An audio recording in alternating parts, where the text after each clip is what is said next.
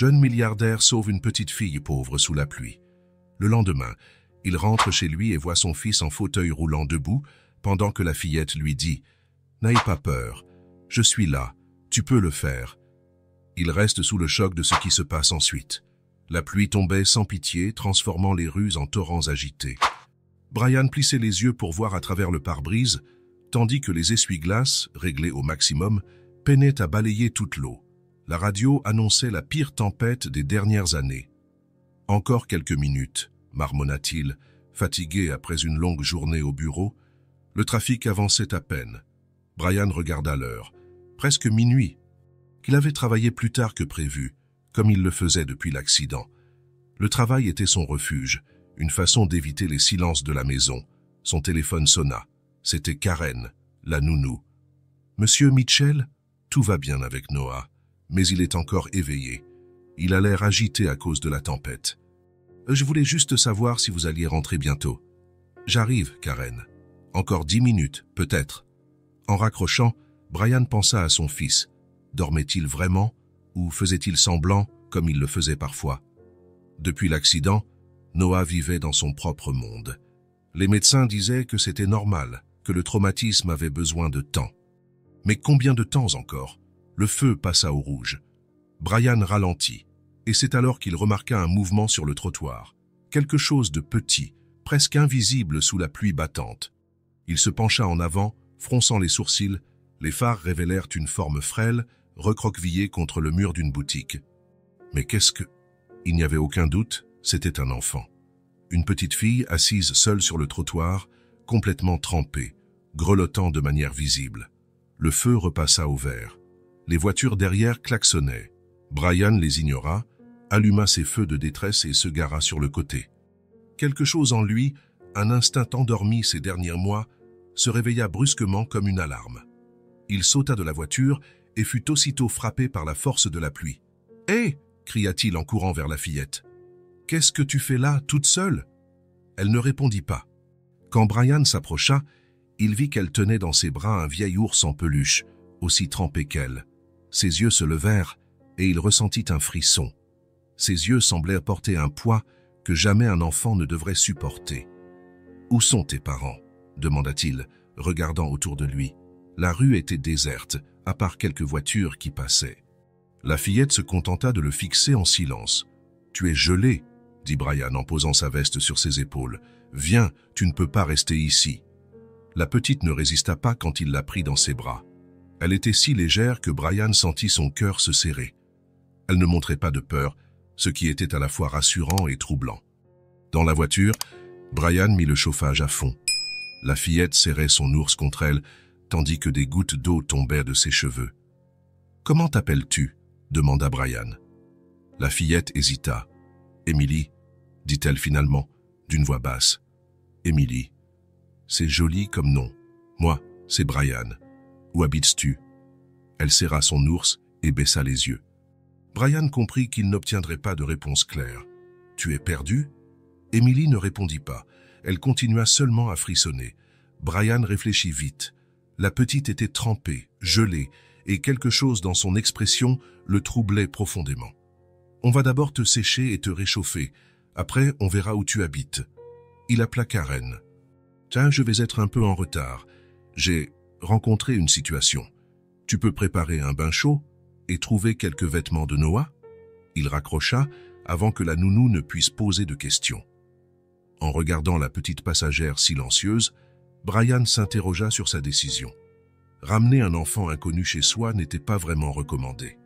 Mais quelque chose dans cette situation donnait l'impression que c'était écrit. « Tu aimes la soupe ?» demanda-t-il. Émilie hocha discrètement la tête. « Super, Karen fait la meilleure soupe aux légumes. » Le trajet se déroula en silence. Lorsqu'il se gara enfin, Brian poussa un long soupir. Sa maison, une grande bâtisse en briques, lui paraissait trop grande, trop vide depuis l'accident. « On est arrivé » dit-il, presque pour lui-même. Il prit la fillette dans ses bras et courut jusqu'à la véranda. Karen ouvrit la porte, son visage passant de la curiosité à la surprise. « Mon Dieu, qui est ?»« Émilie » répondit Brian. « Je l'ai trouvée toute seule sous la pluie. Le bain est prêt ?» Karen hocha la tête. « Oui, dans la salle de bain des invités. J'ai mis de côté quelques vêtements de Noah. Ah, parfait. Tu peux t'en occuper. Je pense qu'elle sera plus à l'aise avec toi. Karen tendit les bras et Émilie s'y laissa aller sans résistance. Elle semblait engourdie. Émilie, Karen va s'occuper de toi maintenant. Elle va te donner un bain chaud et des vêtements secs. Moi, je vais te préparer quelque chose à manger. La fillette le regarda avec ses yeux profonds et hocha la tête. Ce n'était pas seulement de la peur ou de la confusion qu'il y avait dans son regard, c'était autre chose, comme une conscience que les enfants ne devraient pas avoir. Tandis que Karen emmenait Émilie, Brian se dirigea vers la cuisine et mit la soupe à chauffer. Son esprit s'emballait. Appeler la police aurait été la chose correcte à faire, mais quelque chose le retenait. Peut-être l'heure tardive, peut-être la tempête, ou peut-être cette sensation que cet enfant était entré dans sa vie pour une raison précise. Brian se surprit à regarder la photo accrochée sur le réfrigérateur, lui, Rachel et Noah, souriant lors d'un pique-nique. Elle avait été prise l'été précédent, avant l'accident, avant qu'un conducteur ivre ne vienne bouleverser sa vie. Le bruit de pas le ramena à la réalité. Karen entra dans la cuisine avec Émilie. La transformation était flagrante, propre et sèche, les cheveux clairs encore humides, vêtue d'un pyjama bleu appartenant à Noah. Elle ressemblait à une autre enfant. Seule son expression grave n'avait pas changé. Derrière elle, presque cachée dans le couloir, Brian aperçut une petite silhouette dans un fauteuil roulant. Noah observait la scène avec curiosité, serrant légèrement les roues de son fauteuil, comme il le faisait quand il était nerveux ou intrigué. « Noah » dit Brian, surpris de voir son fils éveillé si tard. « Car je te croyais endormi. »« J'ai entendu du bruit » répondit le garçon d'une voix basse, les yeux fixés sur Émilie, qui le regardait elle aussi avec une intensité silencieuse. « Voici Émilie » présenta Brian. « Elle va passer la nuit avec nous. » Noah ne dit rien. Il continua de regarder la nouvelle venue avec un mélange de curiosité et d'hésitation. C'était la première fois depuis des mois que Brian le voyait manifester un véritable intérêt pour quelque chose ou quelqu'un. « Tu es bien au chaud maintenant » demanda Brian. Émilie acquiesça, les yeux parcourant la cuisine avec prudence. « Parfait, la soupe est prête. » Karen aida Émilie à s'asseoir sur le tabouret près du comptoir, puis se tourna vers Brian. « Qu'est-ce qui se passe? Qui est cet enfant ?»« Je ne sais pas, » répondit-il honnêtement. « Je l'ai trouvé seul sur le trottoir, sous la pluie. »« Tu as appelé la police ?» Brian hésita. « Pas encore. J'ai pensé qu'il valait mieux m'occuper d'elle d'abord. » Karen lui lança un regard inquiet. « Brian, tu dois appeler. Cette fillette doit être recherchée. Je vais les appeler après qu'elle aura mangé. »« Noah est toujours réveillé ?» demanda Brian. « Oui, » répondit Karen. « Il est dans sa chambre. Il regarde la tempête par la fenêtre. Il est un peu agité. » Brian servit la soupe et la posa devant Émilie. « Fais attention, c'est chaud, » prévint-il. Émilie prit la cuillère et commença à manger avec une délicatesse surprenante pour une enfant. « Tu sais où tu habites, Émilie » demanda Karen. Émilie continua à manger en silence. « Où sont tes parents » insista Brian. La fillette s'arrêta un instant, regarda sa soupe, puis reprit sans répondre. « Elle est bonne, la soupe » changea de sujet Brian. Émilie le regarda et hocha la tête. C'était le geste le plus expressif qu'elle avait fait jusqu'à présent. « Où est ton ours en peluche » demanda Brian. « Je l'ai mis à sécher » répondit Karen. Il était trempé. Émilie leva les yeux, inquiète. « Ne t'inquiète pas » dit Brian rapidement. « Il est juste en train de sécher. Tu l'auras bientôt. » Elle se détendit et continua de manger. « Je vais préparer la chambre d'amis » dit Karen. Quand ils furent seuls, Brian observa Émilie, essayant de percer son mystère. Qui laisserait un enfant sous la pluie? Pourquoi refusait-elle de parler de sa maison? « Tu as peur de quelque chose, Émilie » demanda-t-il doucement. La fillette s'arrêta de manger. Ses yeux bleus croisèrent ceux de Brian. Pendant un instant, il vit quelque chose en elle. Ce n'était pas exactement de la peur. C'était de la résignation. Elle baissa le regard et continua à manger. Karen revint. La chambre est prête. Émilie avait fini sa soupe et poussa son bol vide. « Tu en veux encore » demanda Brian. Elle secoua la tête. « Allons te mettre au lit alors. » Brian lui tendit la main. Émilie la prit après une brève hésitation. Ils montèrent ensemble les escaliers. Le couloir était long. La porte au fond appartenait à Noah. Elle était fermée, comme toujours la nuit. Karen les guida jusqu'à la plus petite chambre d'amis. Le lit était fait. et l'ours en peluche d'Emily reposait sur l'oreiller. En voyant le jouet, la fillette lâcha la main de Brian et courut jusqu'au lit. Elle attrapa l'ours et le serra contre sa poitrine. « Je me suis dit qu'elle aimerait dormir avec lui, » dit Karen. « Tu as bien fait, » répondit Brian, remarquant à quel point Emily paraissait plus calme. Ils aidèrent la petite à s'installer. Elle s'allongea, les yeux déjà lourds de sommeil. « Bonne nuit, Emily, » dit Brian. « Dors bien. Demain, on t'aidera à retrouver ta maison. » Emily le fixa intensément. Puis, à la surprise générale, elle parla « Je n'ai pas de maison ». Ce n'étaient que 3 mots, mais ils portaient un poids immense. Avant qu'il ne puisse répondre, elle ferma les yeux, serrant son ours contre elle. Brian et Karen sortirent silencieusement, laissant la porte entrebâillée. « Qu'est-ce qu'on fait maintenant ?» demanda Karen. « Je ne sais pas, je vais appeler la police. » Mais il jeta un coup d'œil vers la chambre d'Emily. « Ah, il y a quelque chose qui cloche dans cette histoire. » En arrivant en haut de l'escalier, Brian vit que la porte de la chambre de Noah était entr'ouverte, laissant passer un léger filet de lumière. Il s'approcha et jeta un œil à travers l'entrebâillement. Noah était dans son fauteuil roulant, près de la fenêtre, observant la pluie. En sentant la présence de son père, le garçon tourna la tête. Ses yeux remarquèrent immédiatement Emily, qui tenait la main de Brian. « Noah, voici Emily, » dit Brian doucement.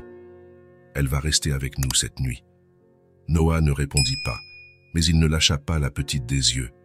C'était le plus grand intérêt qu'il montrait pour qui que ce soit depuis des mois. Emily soutint son regard avec la même intensité silencieuse. Pendant un instant, les 2 enfants s'observèrent, comme s'ils s'évaluaient mutuellement. « Tout le monde au lit, » dit Karen avec douceur. « Toi aussi, Noah. »« Il est tard. » Noah acquiesça à contre-cœur et fit pivoter son fauteuil pour s'éloigner de la fenêtre. Mais ses yeux suivaient encore Emily, tandis que Karen la guidait vers la chambre d'amis. « Il allait bien aujourd'hui ?» demanda Brian. « Comme d'habitude. Silencieux. Il a fait ses exercices. Il a peu mangé. » Brian hocha la tête. C'était la routine de Noah depuis l'accident. Un quotidien de silence et une tristesse qu'aucun enfant ne devrait porter. De retour au rez-de-chaussée, Brian prit son téléphone et appela la police. « Commissariat de Montclair. Bonsoir. Je suis Brian Mitchell. J'ai trouvé une enfant ce soir. » « Où ça ?»« Dans la rue de l'Érable. Elle était seule sur le trottoir, sous la pluie. Et où est l'enfant actuellement ? Chez moi. Elle était trempée et grelottée. Je ne pouvais pas la laisser là. » Brian entendit le bruit de touches sur un clavier. Nom et âge ? Emily. Elle a environ 5 ou 6 ans, je dirais. Je ne connais pas son nom de famille. Elle vous a dit où elle habite ? Où sont ses parents ? Non. Elle a seulement dit qu'elle n'avait pas de maison. Votre adresse ? Brian donna son adresse. Des signes de maltraitance ? Pas physiquement, non. Mais elle est très silencieuse. Il y a quelque chose dans son regard. Brian ne savait comment l'expliquer. Nous avons beaucoup d'appels à cause de la tempête. Je vais envoyer une patrouille dès que possible. Pouvez-vous la garder en sécurité jusqu'à demain matin ? Oui, elle dort déjà. Un officier vous contactera dans la matinée. Je vais aussi prévenir les services sociaux. Brian raccrocha. Il ressentit un étrange pincement au cœur. Il avait fait ce qu'il fallait, mais pourquoi avait-il l'impression d'avoir trahi Emily ? Karen bâilla. « Je crois que je vais me coucher, sauf si vous avez besoin de quelque chose, » dit-elle. « Bien sûr, Karen, tu as déjà beaucoup fait aujourd'hui. » Karen se dirigea vers sa chambre au rez-de-chaussée. Elle habitait chez eux depuis la naissance de Noah, faisant presque partie de la famille. Après l'appel, Brian remonta. La porte de la chambre de Noah était maintenant fermée. Il frappa doucement. « Je peux entrer ?» demanda-t-il. « Oui », répondit une voix basse. Noah était au lit, mais manifestement encore éveillé. Ses yeux brillaient dans la pénombre, reflétant la faible lumière du couloir. « Tu n'arrives pas à dormir ?» demanda Brian en s'asseyant au bord du lit. Noah haussa les épaules. « C'est qui, elle ?»« Emily. Je l'ai trouvée sous la pluie. Elle n'a pas de maison ?» Brian fut surpris que son fils ait entendu la conversation. « Il semble que non », répondit-il sincèrement. Noah resta silencieux un moment. « Elle a l'air triste », dit-il finalement. Brian acquiesça. C'était la phrase la plus longue que Noah prononçait depuis des semaines. « Oui, elle a l'air. On va essayer de l'aider, d'accord ? Noah hocha la tête et se glissa sous sa couverture. Brian l'embrassa sur le front. « Bonne nuit, fiston. » En sortant, Brian se rendit compte que quelque chose avait changé. Noah, d'habitude si renfermé quand il y avait de la visite, semblait différent. Il y avait un lien silencieux entre les deux enfants, quelque chose que Brian ne comprenait pas entièrement, mais qui lui donnait de l'espoir. Il retourna dans sa chambre et changea ses vêtements trempés. Allongé, il repensa au tournant étrange que sa soirée avait pris. Que se passerait-il le lendemain matin? La police retrouverait-elle les parents d'Emily? Découvrirait-il qu'elle n'avait réellement pas de maison? Et si c'était le cas, que deviendrait-elle? Brian se tourna dans son lit, incapable de trouver le sommeil. Il avait l'impression qu'Emily n'était pas apparue dans sa vie par hasard, qu'elle avait un rôle à jouer dans le vide de sa maison, dans le silence de Noah, dans tout ce qui avait été brisé. Dehors, la tempête commençait à s'apaiser. Les battements de la pluie s'étaient transformés en un murmure plus doux, comme une berceuse.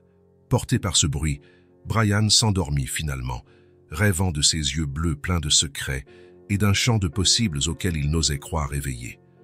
Le matin se leva avec une lumière douce filtrant à travers les rideaux. La tempête de la veille avait cédé la place à un ciel clair, comme si toute la fureur des nuages n'avait été qu'un mauvais rêve. La maison était silencieuse, à l'exception des bruits venant de la cuisine, où Karen préparait le petit déjeuner. Emily s'était réveillée tôt. Pendant quelques secondes, elle resta immobile dans le lit, essayant de se rappeler où elle se trouvait. La chambre était chaleureuse, différente de tous les endroits où elle avait dormi auparavant. Elle serra son ours contre elle, puis se souvint de la nuit précédente. La pluie, l'homme gentil, la grande maison, le garçon en fauteuil roulant qui l'observait avec des yeux curieux et tristes. Elle se leva doucement, encore vêtue du pyjama bleu emprunté. Elle prit son ours et sortit de la chambre, ses pieds nus ne faisant presque aucun bruit dans le couloir. Elle descendit l'escalier avec prudence, attirée par l'odeur des crêpes et le son léger d'une musique provenant de la cuisine.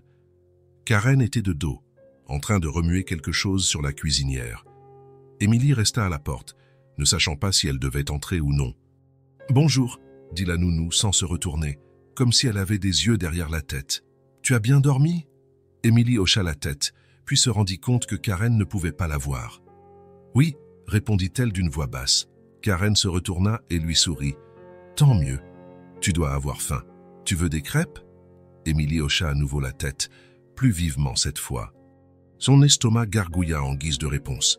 « Installe-toi là », indiqua Karen, pointant la table de la cuisine déjà dressée avec des assiettes colorées et un verre de jus d'orange. « Brian et Noah vont bientôt descendre. » Emily obéit, grimpant sur la chaise avec un petit effort. Elle posa l'ours sur ses genoux et observa Karen cuisiner, retourner les crêpes avec une spatule tout en fredonnant doucement. Il y avait dans cette scène une simplicité réconfortante qui lui serrait le cœur d'une façon étrange.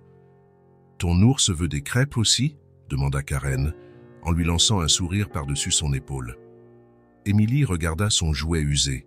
« Il ne mange pas beaucoup, » répondit-elle sérieusement, « mais il aime bien voir les autres manger. » Karen rit, un son léger et agréable. « C'est un ours très poli, » commenta-t-elle.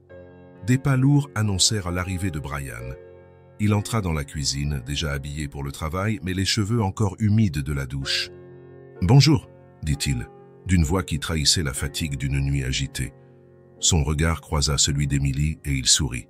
« Tu as bien dormi, petite ?» Emily acquiesça, serrant un peu plus son ours contre elle.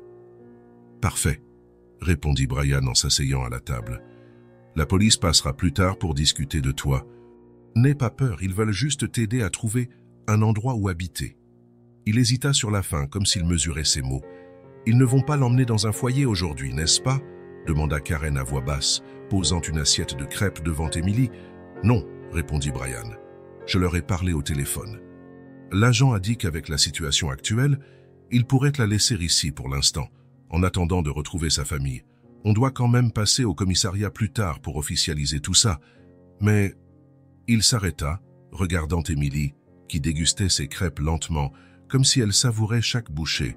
« Je ne me sens pas de la confier à des inconnus pour le moment. » Karen acquiesça, visiblement soulagée. Emily continua de manger, apparemment indifférente à la conversation sur son sort, mais ses yeux passaient des adultes à son assiette, attentive à tout. « Et Noah ?» demanda Brian, changeant de sujet. « Il est déjà réveillé ?» Karen soupira doucement. « Oui, mais il ne veut pas descendre. Il dit qu'il est fatigué. » Elle baissa encore plus la voix. « Tu sais comment il est. Certains jours sont plus difficiles. » Brian hocha la tête, une ombre traversant son visage. « Je vais lui apporter son petit déjeuner, alors, » dit-il en se levant. « Ce n'est pas la peine, » répondit Karen. « Je l'ai déjà aidé à s'habiller avant de venir ici. Il a dit qu'il voulait rester un peu seul. » Brian jeta un regard vers l'escalier, visiblement partagé entre le respect pour la volonté de son fils et l'inquiétude. « Bien, » céda-t-il finalement. « Mais je monterai le voir avant de partir au travail. » Le petit déjeuner se poursuivit en silence, seulement interrompu par le bruit des couverts. Émilie mangeait lentement, ses yeux se tournant souvent vers l'escalier, comme si elle s'attendait à voir Noah apparaître. Après avoir mangé, Brian monta pour voir son fils. Émilie resta avec Karen à la cuisine, l'aidant à débarrasser la table d'une façon étonnamment efficace pour une enfant si petite. « Tu veux dessiner un peu ?» proposa Karen, rangeant les dernières assiettes. « J'ai du papier et des crayons de couleur que Noah n'utilise presque jamais. » Émilie acquiesça.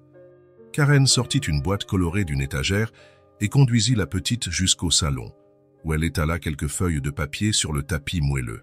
« Fais comme chez toi, » dit Karen.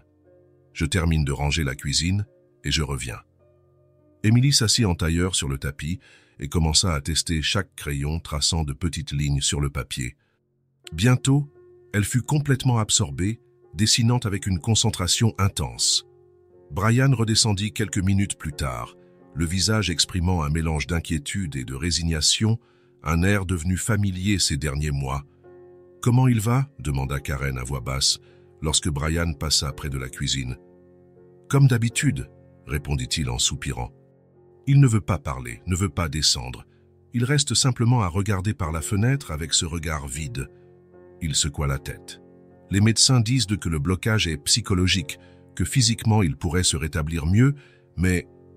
Il s'en remettra, répondit Karen, tentant de paraître plus confiante qu'elle ne l'était. Il a juste besoin de temps.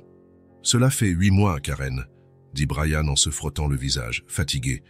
Parfois, je me demande s'il restera dans ce fauteuil pour toujours, non pas parce qu'il ne peut pas marcher, mais parce qu'il a peur d'essayer. Ils jetèrent un œil vers le salon où Émilie dessinait silencieusement, l'air paisible, entouré de crayons de couleur. « Je dois y aller », annonça Brian en regardant sa montre. « L'assistante sociale passera vers 17 heures. Je serai de retour avant. » Après le départ de Brian, la maison retomba dans un calme apaisant. Karen termina de nettoyer la cuisine, puis alla voir ce qu'Émilie faisait. La fillette avait déjà réalisé plusieurs dessins, des maisons colorées, des arbres, un ciel bleu avec un grand soleil jaune. Il y avait dans ses créations une quiétude presque hypnotique, un contraste total avec les circonstances qui l'avaient amené ici. « C'est très joli », complimenta Karen. « Tu aimes dessiner ?» Émilie acquiesça, sans quitter des yeux la feuille où elle dessinait maintenant la silhouette d'un ours brun qui ressemblait fort à son jouet. « Je vais apporter un goûter à Noah, » dit Karen. « Tu veux venir avec moi? Peut-être qu'il aimerait voir tes dessins ?» Émilie la regarda, ses yeux bleus empreints de réflexion. Au bout d'un instant, elle rassembla ses dessins en une petite pile et se leva, les serrant contre sa poitrine comme un trésor. Elles montèrent ensemble, Karen portant un plateau avec du lait et des biscuits. Elle frappa doucement à la porte de la chambre de Noah avant d'entrer. La pièce était spacieuse, décorée de nuances de bleu et de vert. Une petite collection de voitures miniatures reposait sur une étagère, aux côtés de livres pour enfants et de quelques figurines. Un grand lit à la couette couverte de planètes et d'étoiles occupait un côté de la chambre. De l'autre, près de la fenêtre, Noah était dans son fauteuil roulant, le regard perdu à l'extérieur. « J'ai apporté un petit goûter », dit Karen d'une voix enjouée, « et aussi une invitée. » Noah tourna lentement la tête. Ses yeux se posèrent sur Émilie, qui se tenait à moitié cachée derrière Karen, tenant ses dessins. « Salut », dit-il simplement, sans émotion particulière. « Émilie a fait de très beaux dessins, » poursuivit Karen, posant le plateau sur une petite table.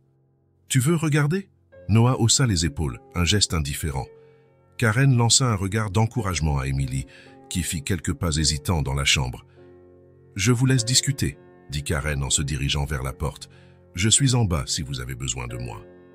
Après le départ de Karen, un silence pesant s'installa. Émilie resta debout, serrant ses dessins, tandis que Noah reportait son regard à la fenêtre. Puis, lentement, Émilie s'avança jusqu'au centre de la pièce et s'assit sur le tapis. Elle étala ses dessins devant elle et sortit un crayon bleu de la poche de la robe que Karen lui avait prêtée.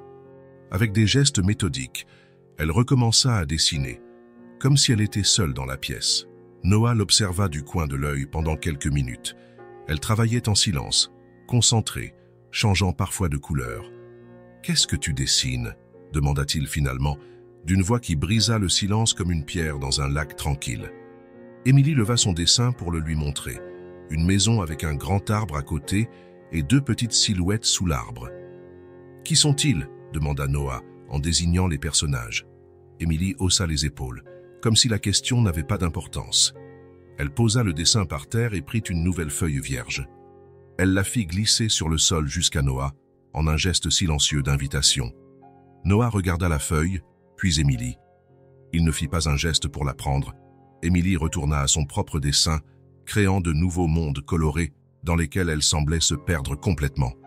De temps à autre, elle levait les yeux vers Noah et tapotait légèrement le tapis à côté d'elle, l'invitant à la rejoindre. La matinée passa ainsi dans une forme de communication silencieuse propre aux enfants. Émilie dessina plusieurs nouveaux paysages, tandis que Noah l'observait depuis son fauteuil, refusant de la rejoindre mais incapable de l'ignorer. Karen monta de temps en temps pour voir comment ils allaient, surprise de voir Noah encore dans la même pièce qu'Émilie. Habituellement, il demandait à rester seul après quelques minutes avec n'importe quel visiteur. À l'heure du déjeuner, Karen appela les enfants à descendre. Noah refusa comme à son habitude, préférant manger dans sa chambre. Émilie descendit et mangea en silence, ses yeux se tournant souvent vers l'escalier. Après le repas, elle retourna au salon et poursuivit ses dessins sur le tapis. L'après-midi avançait, le soleil se déplaçant doucement à travers les fenêtres, traçant des faisceaux dorés sur le sol. Vers 3 heures, à la grande surprise de Karen, Noah apparut en haut de l'escalier. « Je peux descendre ?» demanda-t-il, la voix hésitante. « Bien sûr », répondit Karen, essayant de ne pas montrer son étonnement. « Tu as besoin d'aide ?»« Non, je peux le faire. » Noah manœuvra son fauteuil avec habileté jusqu'au petit ascenseur adapté qu'ils avaient installé à côté de l'escalier. Quand il arriva dans le salon, son regard se posa immédiatement sur Émilie, toujours assise sur le tapis, entourée de dessins colorés. Il avança jusqu'à se trouver à quelques mètres d'elle. Émilie leva la tête et lui sourit, un sourire timide mais sincère. « Je peux voir tes dessins ?» demanda Noah. Émilie acquiesça, rassemblant quelques feuilles pour les lui tendre. Noah les examina en silence, son visage semblant s'adoucir. « Ils sont jolis », dit-il finalement en les lui rendant. Émilie prit son ours, resté sur le canapé, et, sans prévenir, le déposa sur les genoux de Noah. Puis elle retourna tranquillement s'asseoir sur le tapis et reprit son dessin, comme si de rien n'était. Noah regarda le jouet avec surprise. C'était manifestement le seul bien précieux d'Émilie, et elle venait de le partager spontanément, sans rien attendre en retour. Karen, qui observait depuis la cuisine, sentit sa gorge se serrer. Il y avait quelque chose de profondément significatif dans ce geste simple. La fillette, qui n'avait rien offrant son unique trésor au garçon qui semblait tout avoir, mais qui avait perdu l'essentiel. L'après-midi continua dans le silence. Noah resta dans le salon, près d'Émilie, commentant parfois ses dessins ou se contentant de la regarder travailler. À aucun moment il ne toucha l'ours, comme s'il comprenait que ce n'était pas vraiment le sien, mais un simple geste de compagnie offert provisoirement. À 4h30, Brian rentra du travail, ému et surpris de trouver Noah dans le salon. « Salut, champion », dit-il, tentant de ne pas montrer à quel point ce simple changement signifiait pour lui. « Comment s'est passée ta journée ?»« Comme d'habitude », répondit Noah avec un haussement d'épaule. Mais ses yeux brillaient d'une lueur qu'il n'avait plus eue depuis des mois. L'assistante sociale, Madame Roberts, arriva à 5 heures pile. Brian l'accueillit et expliqua la situation pendant que Karen préparait un goûter. Émilie continua de dessiner, apparemment indifférente à l'importance de cette visite. La conversation dans la salle à manger fut formelle mais productive. Madame Roberts posa des questions sur Emily, sur la manière dont Brian l'avait trouvée, sur la nuit précédente. Elle prit des notes, jetant de temps à autre un regard vers le salon où Emily montrait un détail de son dessin à Noah. Étant donné les circonstances, déclara finalement l'assistante sociale, nous pouvons envisager un accueil temporaire en attendant d'en savoir plus.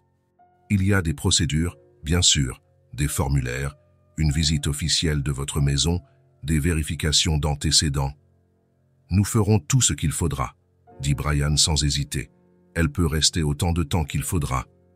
Madame Roberts hocha la tête, apparemment satisfaite. Elle a l'air de bien s'adapter, commenta-t-elle, regardant vers le salon. Surtout avec votre fils. Oui, confirma Brian, suivant son regard. C'est étrange, mais c'est comme si elle était à sa place ici. Lorsque l'assistante sociale s'apprêtait à partir, Emily se leva du tapis et alla vers Noah. Ils échangèrent quelques mots que les adultes n'entendirent pas. Puis, à la stupéfaction générale, Emily prit son ours et le posa sur les genoux de Noah avant de monter à l'étage. « Où va-t-elle » demanda Madame Roberts, surprise.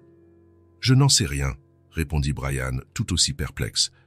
Noah regarda l'ours sur ses genoux, une expression étrange sur le visage, pas vraiment du bonheur, mais quelque chose qui s'en rapprochait, un sentiment de résolution. Quelques minutes plus tard, ils entendirent des pas dans l'escalier. Emily revenait, tenant quelque chose dans ses mains. Elle marcha droit vers Noah, le visage sérieux et déterminé. « Pourquoi es-tu toujours assis sur cette chaise ?» demanda-t-elle, d'une voix claire qui coupa le silence de la pièce comme un couteau. Noah se crispa, son visage se fermant comme une porte que l'on claque. L'ours glissa légèrement sur ses genoux, mais il ne sembla pas s'en apercevoir. « Tu n'aimes pas jouer ?» insista Emily, s'approchant de lui jusqu'à être juste devant son fauteuil. Il répondit, la voix chargée d'émotions trop longtemps retenues. « Comme si je pouvais, je ne peux même plus marcher. » Il y avait tant de douleur dans ces mots, tant de rage et de frustration refoulées, que l'air sembla se glacer. Brian fit un pas en avant, prêt à intervenir, mais Madame Roberts posa une main sur son bras pour l'arrêter. Emily ne recula pas.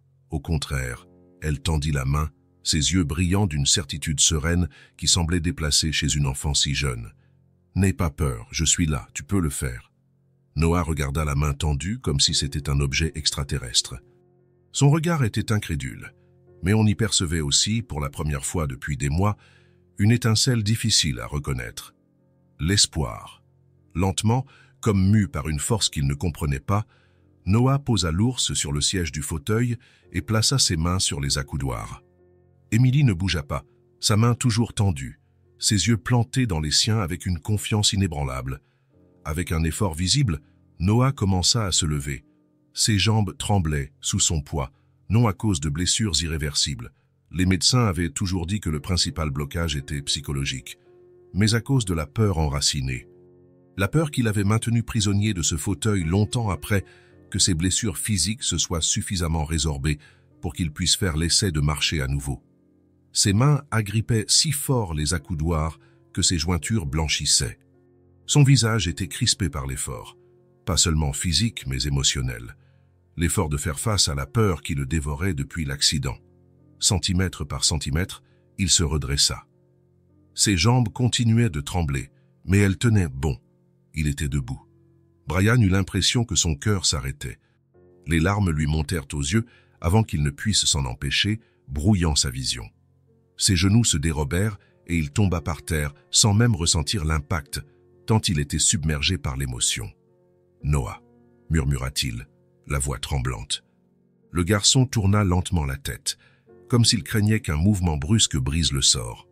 Ses yeux croisèrent ceux de son père, emplis de surprise, de peur et d'une joie si intense qu'elle en devenait presque douloureuse. « Papa » dit-il d'une voix faible et tremblante, « je suis debout. » Brian se traîna jusqu'à son fils et l'enlaça par les jambes, pleurant à chaudes larmes. Noah vacilla un peu, mais resta debout, une main agrippée au fauteuil pour conserver son équilibre, l'autre effleurant les cheveux de son père avec hésitation. Emily fit un pas en arrière, observant la scène avec une expression sereine. Il n'y avait aucune surprise sur son visage, seulement cette calme certitude, comme si elle s'attendait parfaitement à ce résultat. Karen se couvrit la bouche de ses mains, des larmes silencieuses coulant le long de ses joues. Madame Roberts regardait la scène, les yeux écarquillés, son professionnalisme momentanément oublié face à ce spectacle bouleversant. « C'est extraordinaire », murmura-t-elle. Et c'était vrai. À cet instant, dans ce salon ordinaire, un événement profondément extraordinaire venait de se produire. Une barrière qui semblait infranchissable avait été brisée, non pas par des médecins ou des thérapeutes, mais par une fillette aux yeux trop vieux pour son âge et à la fois inébranlable.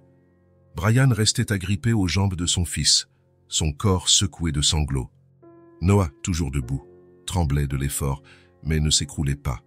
Et ses yeux, pour la première fois depuis des mois, n'étaient plus vides.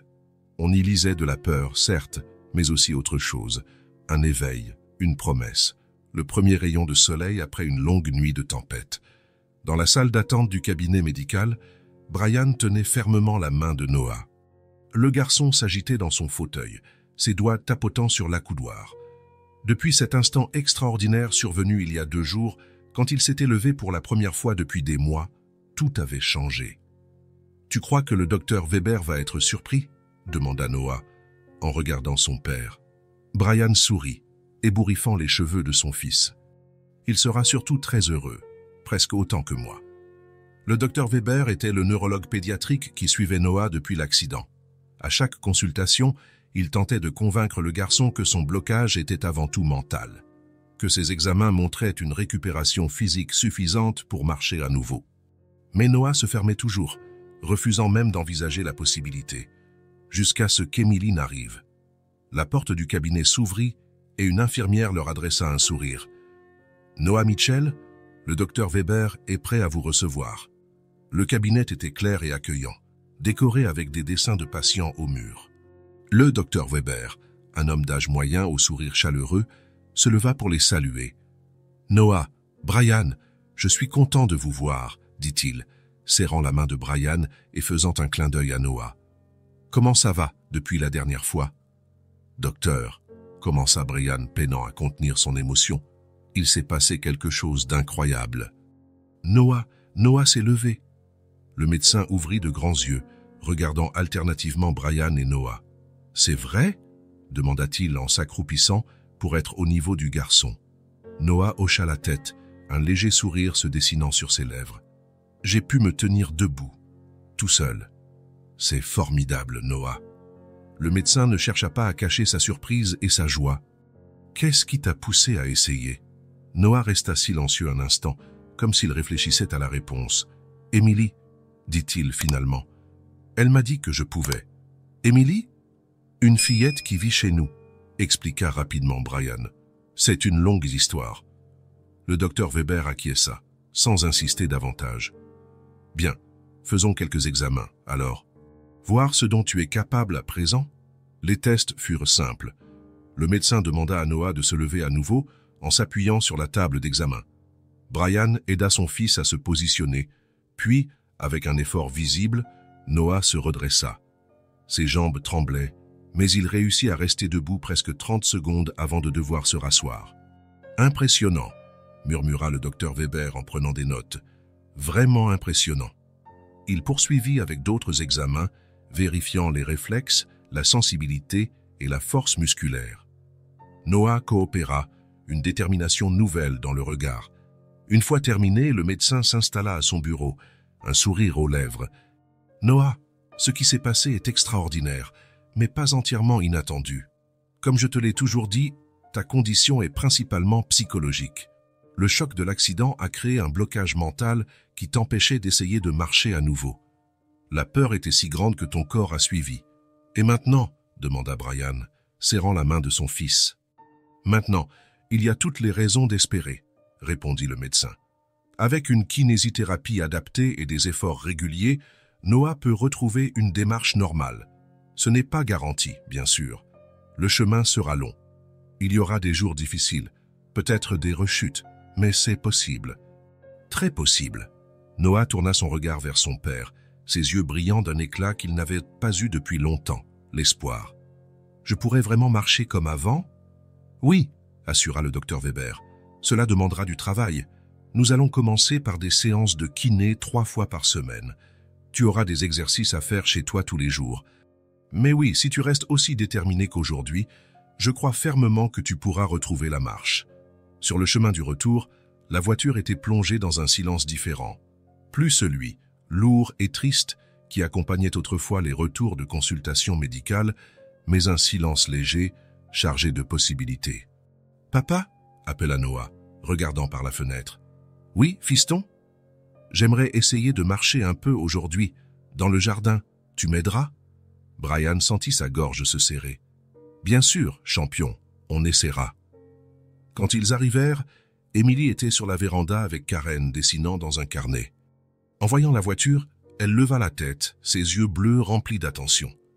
Noah demanda à son père de le porter hors du véhicule, laissant le fauteuil dans le coffre. Brian obéit, le cœur battant. C'était la première fois que Noah faisait cette requête. Avec l'aide de son père pour garder l'équilibre, Noah fit quelques pas tremblants vers la véranda. Karen mit la main sur sa bouche, les yeux humides. Émilie, elle, se contentait d'observer, sereine.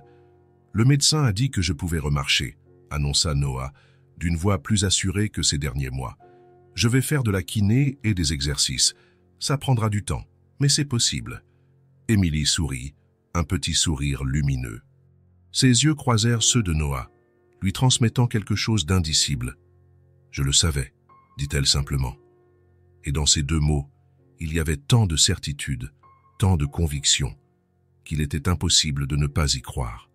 À cet instant, sous le soleil de l'après-midi, une nouvelle forme d'espoir prit naissance, non seulement pour Noah, mais pour eux tous. Le reste de la journée se déroula dans une atmosphère de célébration discrète. Noah essaya de faire quelques pas de plus dans le jardin, toujours soutenu par Brian ou Karen. Chaque centimètre gagné était un triomphe. Émilie observait tout avec ses yeux bleus attentifs, un léger sourire sur les lèvres dès que Noah avançait un peu plus. Lorsque le soleil commença à décliner, Karen prépara un dîner spécial. La table était plus animée qu'elle ne l'avait été depuis des mois. Même Noah parlait davantage, expliquant les exercices recommandés par le médecin. Brian le regardait avec un mélange de fierté et d'espoir, une expression que Karen n'avait plus vue depuis l'accident. Pendant le dessert, Karen remarqua quelque chose d'inhabituel. Émilie, habituellement silencieuse mais attentive, semblait ailleurs. Ses joues étaient un peu rouges et elle n'avait presque pas touché à son flan au chocolat, pourtant son dessert favori. « Émilie, tu te sens bien ?» demanda Karen en posant la main sur son front. « Tu es chaude. » Brian leva la tête, inquiet. « Laisse-moi voir !» Il toucha aussi le front d'Émilie. « On dirait que tu as un peu de fièvre. » Émilie renifla, et ils virent seulement alors que son nez était rouge. « Ça va » murmura-t-elle, mais sa voix était un peu rauque.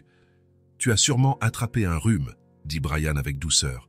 « Ce n'est pas étonnant, après avoir été sous cette pluie battante. » Karen se leva rapidement. « Je vais te préparer un thé au miel, et on a un sirop pour enfants dans l'armoire de la salle de bain. » Noah regardait Émilie avec une inquiétude évidente.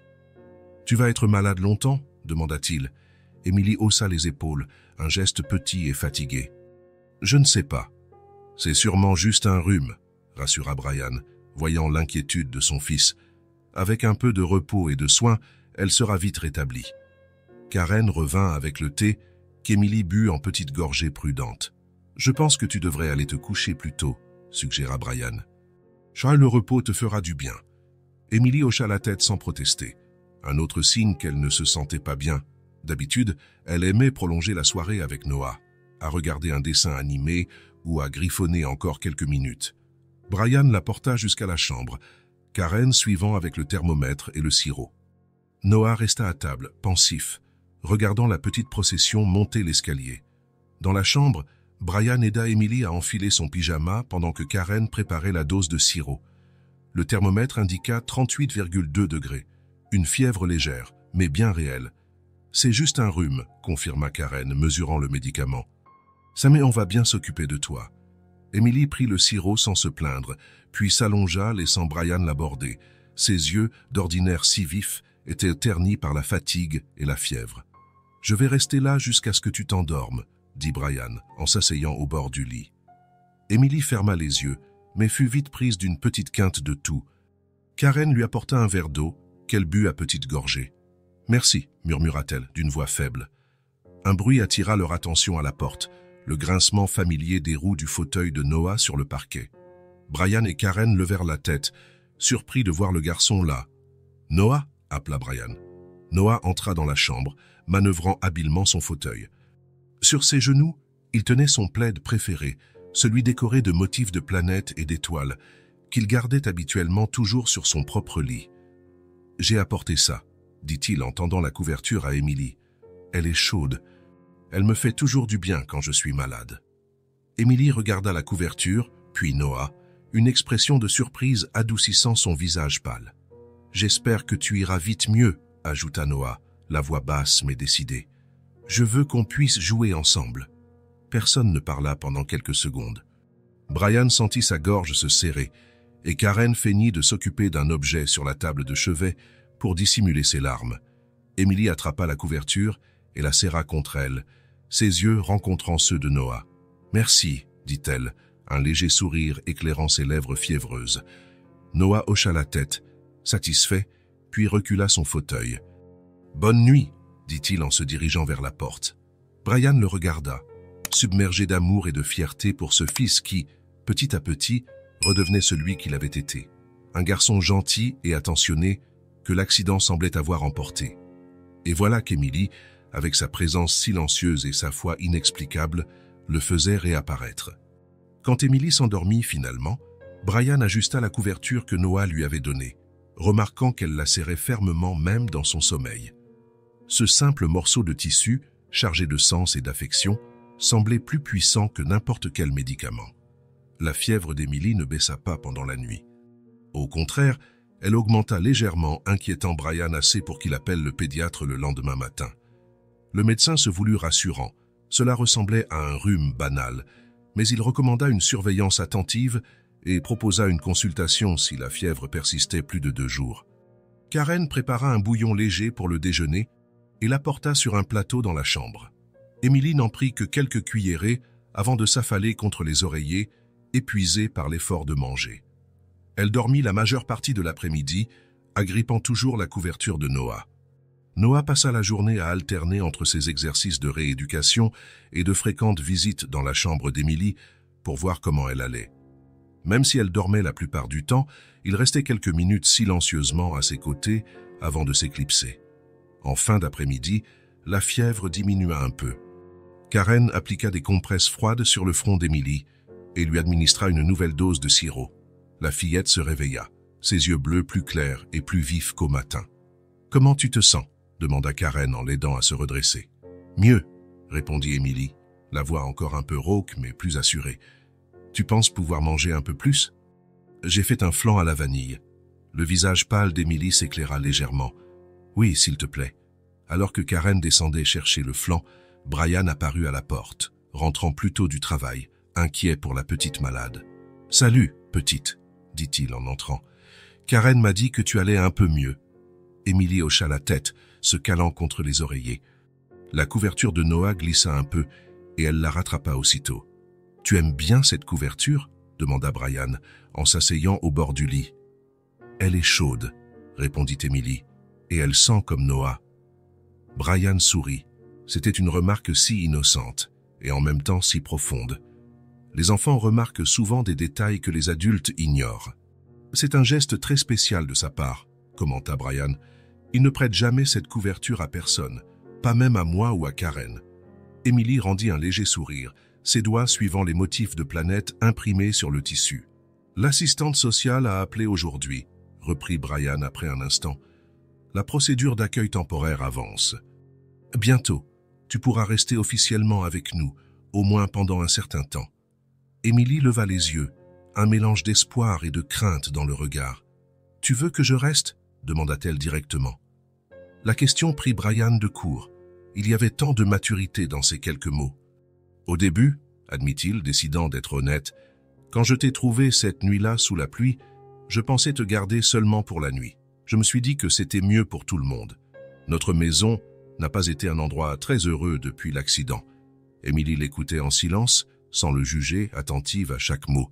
« Mais ensuite, poursuivit Brian, adoucissant sa voix, Tu as apporté quelque chose ici que je croyais perdu à jamais, quelque chose qu'aucune somme d'argent ne pourrait acheter. »« Quoi ?» demanda Emily, curieuse. « Le sourire de mon fils, » répondit Brian, la gorge nouée par l'émotion. « Je ne sais pas comment tu as fait, Emily, mais tu as réussi à l'atteindre d'une façon que personne n'avait pu. Tu nous l'as ramené. » Emily baissa les yeux vers la couverture, ses doigts s'étant immobilisés. « Alors oui, » conclut Brian, « je veux vraiment que tu restes avec nous. » Le silence qui suivit ne fut pas gênant. C'était un silence chargé après la révélation de vérités importantes, un temps nécessaire pour laisser les mots trouver leur place. « Emily, » reprit Brian doucement, « tu ne nous as jamais parlé de ta vie d'avant, de ta famille. » La fillette fixa toujours la couverture, ses doigts désormais immobiles. « Tu n'es pas obligé d'en parler si tu ne veux pas, » ajouta Brian. « Mais parfois, partager les histoires tristes, ça aide un peu. Elles pèsent moins lourd quand on les partage. » Emily prit une profonde inspiration, un son discret qui semblait porter un poids bien trop grand pour ses frêles épaules. « Je vivais avec ma mère, » commença-t-elle, sa voix presque un murmure, « dans beaucoup d'endroits différents. » Brian hocha la tête, l'invitant à poursuivre. « Au début, on avait un appartement, petit, mais joli. Ma mère mettait des fleurs aux fenêtres. Ses yeux étaient maintenant perdus dans un passé que Brian ne pouvait qu'imaginer. Puis mon père nous a retrouvés. Il criait tout le temps, il frappait ma mère. Elle fit une pause. Parfois, il me frappait aussi. Brian sentit son cœur se serrer. Combien de souffrances cette petite avait-elle déjà endurées? Ma mère a pris nos affaires un soir et on est parti. Après ça, on ne restait jamais longtemps au même endroit. C'était toujours encore un petit peu, Emily, et puis on repartait. Elle parla avec une simplicité qui rendait son histoire encore plus bouleversante. Pas de plainte, juste l'acceptation de faits qui constituaient sa réalité. On dormait parfois dans des foyers, d'autres fois dans des escaliers d'immeubles ou sur des bancs quand il faisait chaud. Ma mère disait toujours qu'elle allait trouver un bon travail et qu'on aurait un vrai chez nous. Émilie tourna la tête vers la fenêtre où le jour commençait déjà à décliner. L'hiver dernier, il a fait très froid. Ma mère s'est mise à tousser. Elle me disait que ça irait, mais ça n'allait pas. Un soir, on a dormi sous un pont. Elle m'a serré contre elle pour me réchauffer. Sa voix se brisa légèrement. Le matin, j'ai essayé de la réveiller, mais elle ne s'est pas réveillée. Brian sentit ses propres larmes lui monter aux yeux. Il avait envie de la prendre dans ses bras, de la protéger d'un monde qui lui avait déjà tant volé. Mais il la laissa continuer, respectant son espace et son besoin de parler. Des gens sont venus. Ils ont emmené ma mère. Ils ont essayé de m'emmener aussi. Mais j'ai couru. Ma mère m'avait dit de me méfier des inconnus, surtout de ceux en uniforme. « Tu es resté seul combien de temps ?» demanda Brian doucement. Émilie haussa légèrement les épaules. « Je ne sais pas. Plusieurs jours. Je savais demander de la nourriture. Ma mère m'avait appris à être poli. Parfois, les gens me donnaient un sandwich ou un fruit. « Et ton ours en peluche ?» Un léger sourire apparut sur les lèvres d'Émilie. Ma mère me l'avait offert pour mon anniversaire. Elle a dit qu'il me protégerait quand elle ne pourrait pas. À nouveau, le silence retomba dans la chambre, chargé du poids de cette révélation. Brian tenta d'imaginer cette petite fille, errant seule dans les rues pendant des semaines, peut-être des mois, n'ayant pour seul lien avec l'amour perdu de sa mère qu'un ours en peluche usé. « La nuit de la pluie, » reprit Émilie. « Il faisait très froid. J'ai pensé que peut-être... » Elle marqua une hésitation. « Peut-être que j'allais revoir ma mère. » Brian ne put retenir plus longtemps ses larmes. Elles coulèrent silencieusement sur ses joues, tandis qu'il prenait la main d'Émilie. « Et puis tu es arrivé, » termina-t-elle, en fixant Brian de ses yeux pleins d'une sagesse et d'une douleur infinie. À ce moment-là, Karen apparut à la porte avec le flanc. Elle se figea, consciente de l'intensité de la scène. « Je repasserai plus tard, » dit-elle doucement. Brian secoua la tête. « Non, c'est bon. » Émilie doit reprendre des forces. Karen entra, posant le dessert sur la petite table de chevet, lançant des regards interrogateurs vers Brian et Émilie. « Je vais te laisser manger, » dit Brian en se levant. « Repose-toi encore un peu. Si tu as besoin de quoi que ce soit, appelle. » Émilie hocha la tête, reportant son attention sur le flanc. Brian sortit de la chambre avec le cœur lourd, mais étrangement soulagé. L'histoire d'Émilie était tragique, mais la connaître rendait plus évident encore ce qu'il devait faire. Cet enfant avait tout perdu, son foyer, sa mère, sa sécurité. Il ne pouvait pas remplacer ce qu'elle avait perdu, Mais peut-être pouvait-il lui offrir quelque chose de nouveau, une nouvelle famille, un nouveau départ, et peut-être, à travers ce processus, sa propre famille brisée trouverait-elle la guérison. 3 jours plus tard, Émilie était complètement rétablie de son rhume. Ses joues avaient retrouvé des couleurs, et cette énergie silencieuse mais constante qui la caractérisait était de retour. Pendant sa convalescence, Noah était resté à ses côtés autant que possible, lui apportant des livres, partageant ses dessins animés préférés sur la tablette ou simplement lui tenant compagnie.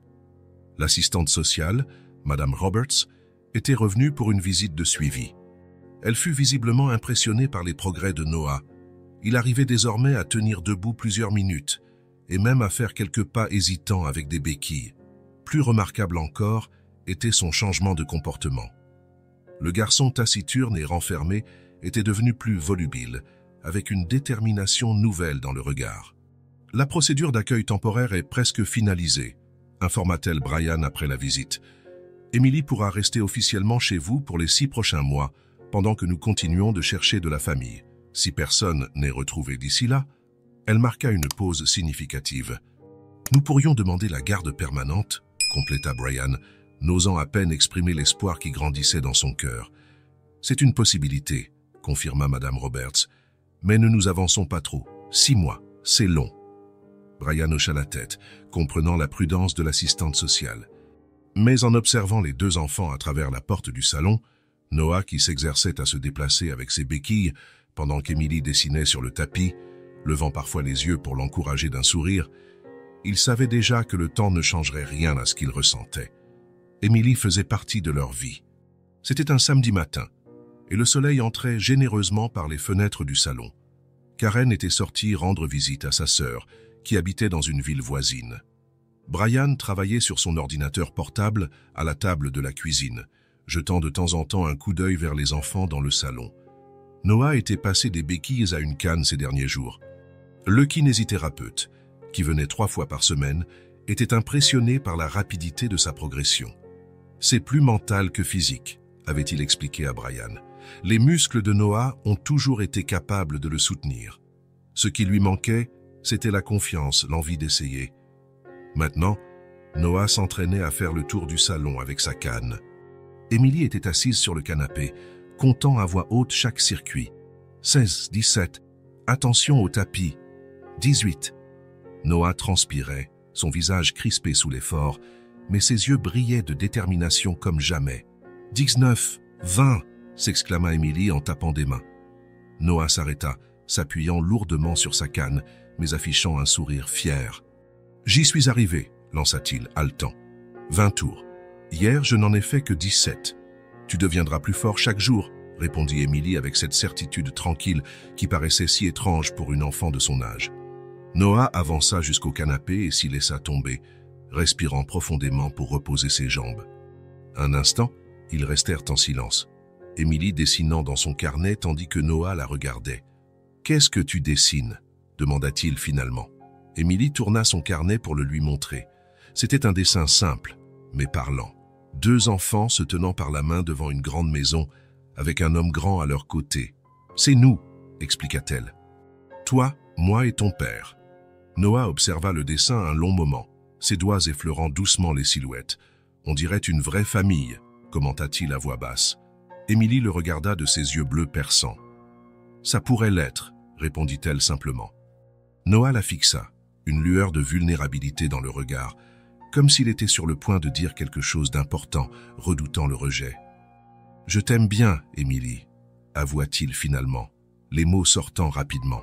« J'aimerais que tu sois ma sœur, pour de vrai. » Le silence qui suivit semblait chargé de sens. Brian, qui s'était approché de la porte de la cuisine pour vérifier les enfants, s'immobilisa. Il ne voulait pas interrompre ce moment, mais ne pouvait se résoudre à partir. Émilie rendit son regard à Noah, sérieuse mais douce. « Moi aussi, je t'aime bien, » répondit-elle. « Je n'ai jamais eu de frère. »« C'est bien, » dit Noah, la voix plus assurée. « Ça, on pourra faire des choses ensemble. Quand mes jambes iront mieux, je t'apprendrai à faire du vélo. Et on pourra jouer aux jeux vidéo. Tu en as déjà fait ?» Émilie secoua la tête. « Je t'apprendrai, » promit Noah, enthousiaste. « C'est trop cool. Et toi, tu pourras m'apprendre à dessiner. Tes dessins sont super. » Brian sentit un nœud à la gorge. Il y avait si longtemps qu'il n'avait pas vu Noah ainsi, plein d'enthousiasme, parlant de l'avenir avec espoir plutôt que résignation. C'était comme si une lumière s'était allumée en lui, éteinte le soir de l'accident. Il se retira discrètement, retournant à la table de la cuisine. Les larmes qui coulèrent sur ses joues étaient, pour la première fois depuis longtemps, des larmes de joie plutôt que de douleur. Le reste de la matinée s'écoula paisiblement. Brian prépara des sandwichs pour le déjeuner et ils mangèrent tous ensemble sur la terrasse, profitant du soleil agréable. Noah parla de son livre en cours, de ses amis qu'il n'avait pas revus depuis l'accident. Emily écoutait attentivement, avide de découvrir la vie normale d'un garçon de son âge. « Tu penses que je pourrais retourner à l'école bientôt ?» demanda Noah en regardant son père. « Si tu continues à progresser comme ça, je ne vois pas pourquoi pas, » répondit Brian. « Peut-être pas toute la journée au début, mais tu pourrais reprendre certains cours. Et Emily, elle peut y aller aussi. » La question prit Brian au dépourvu. Il y avait bien sûr déjà pensé, mais rien de concret n'avait été décidé. « Emily n'a jamais été à l'école, » expliqua Noah, voyant l'hésitation de son père. « Elle me l'a dit. Sa mère lui apprenait des choses, mais elle n'a jamais été en classe avec d'autres enfants. » Brian regarda Emily, qui baissa légèrement les yeux, les joues un peu roses. « Tu voudrais aller à l'école, Emily » demanda-t-il doucement. Elle releva la tête, son regard exprimant un mélange d'espoir et d'appréhension. « Je peux ?»« Bien sûr que tu peux » répondit Brian, sentant son cœur se serrer devant la simplicité de la question. Combien de choses évidentes pour d'autres enfants avaient été refusées à Emily? « Dès que les papiers de l'accueil temporaire seront réglés, on fera ton inscription. Peut-être que toi et Noah pourrez même aller dans la même école. » Le visage d'Emily s'éclaira d'un sourire si éclatant qu'il transforma ses traits délicats. Un instant, Brian aperçut l'enfant qu'elle aurait pu être, joyeuse, insouciante, si la vie ne lui avait pas été si cruelle. Dans l'après-midi, le kinésithérapeute de Noah, un jeune homme dynamique nommé Mark, arriva pour sa séance habituelle. Il avait le don de transformer les exercices en jeux. Aujourd'hui, il avait apporté un gros ballon. « On va travailler l'équilibre », expliqua-t-il en posant le ballon au milieu du salon. « Tu vas t'asseoir dessus et essayer de garder ton équilibre pendant que je compte jusqu'à 10. » Noah regarda la balle avec appréhension. « Je ne vais pas tomber ?»« Je te tiendrai au début, » assura Mark. « Puis on réduira progressivement l'aide au fur et à mesure que tu prendras confiance. » Emily, qui se contentait habituellement d'observer, s'avança. « Je peux aider ?» demanda-t-elle. Mark sourit. « Bien sûr, tu peux te mettre de l'autre côté et encourager Noah. Parfois, le soutien fait toute la différence. » Emily se plaça où Mark le lui indiqua, le regard fixé sur Noah avec son intensité habituelle. « Tu peux le faire », déclara-t-elle simplement. La séance fut un succès. Noah parvint à garder l'équilibre de plus en plus longtemps, toujours avec Emily en face de lui, qui comptait les secondes ou lui souriait pour l'encourager. Mark paraissait impressionné par les progrès de Noah, mais aussi par l'alchimie entre les deux enfants. « Vous formez une super équipe », commenta-t-il à la fin de la séance. « Emily, tu as le sens de ça. Tu devrais envisager de devenir kinésithérapeute quand tu seras grande. » Emily sourit timidement, visiblement touchée par le compliment. Quand Mark partit, Noah était épuisé, mais satisfait. Il refusa le fauteuil roulant, préférant utiliser ses béquilles pour rejoindre le canapé où il s'affala avec un soupir de fatigue. « Je suis tout courbaturé, » avoua-t-il. « Mais c'est une bonne douleur. » Emily s'assit à côté de lui, l'observant avec cette expression qui semblait lire au-delà des apparences. « Tu fais beaucoup d'efforts, » commenta-t-elle. « Je veux remarcher vite, » répondit Noah. « Faire des trucs normaux, quoi. Comme jouer au foot ?» « Oui. » Noah contempla ses jambes avec un mélange de détermination et de tristesse. « Ah, si je n'avais pas demandé à ma mère de venir me chercher ce soir-là ?» Il s'arrêta, se mordant la lèvre. Emily inclina la tête, ses yeux le scrutant sans relâche. « Tu crois que c'est ta faute, l'accident ?»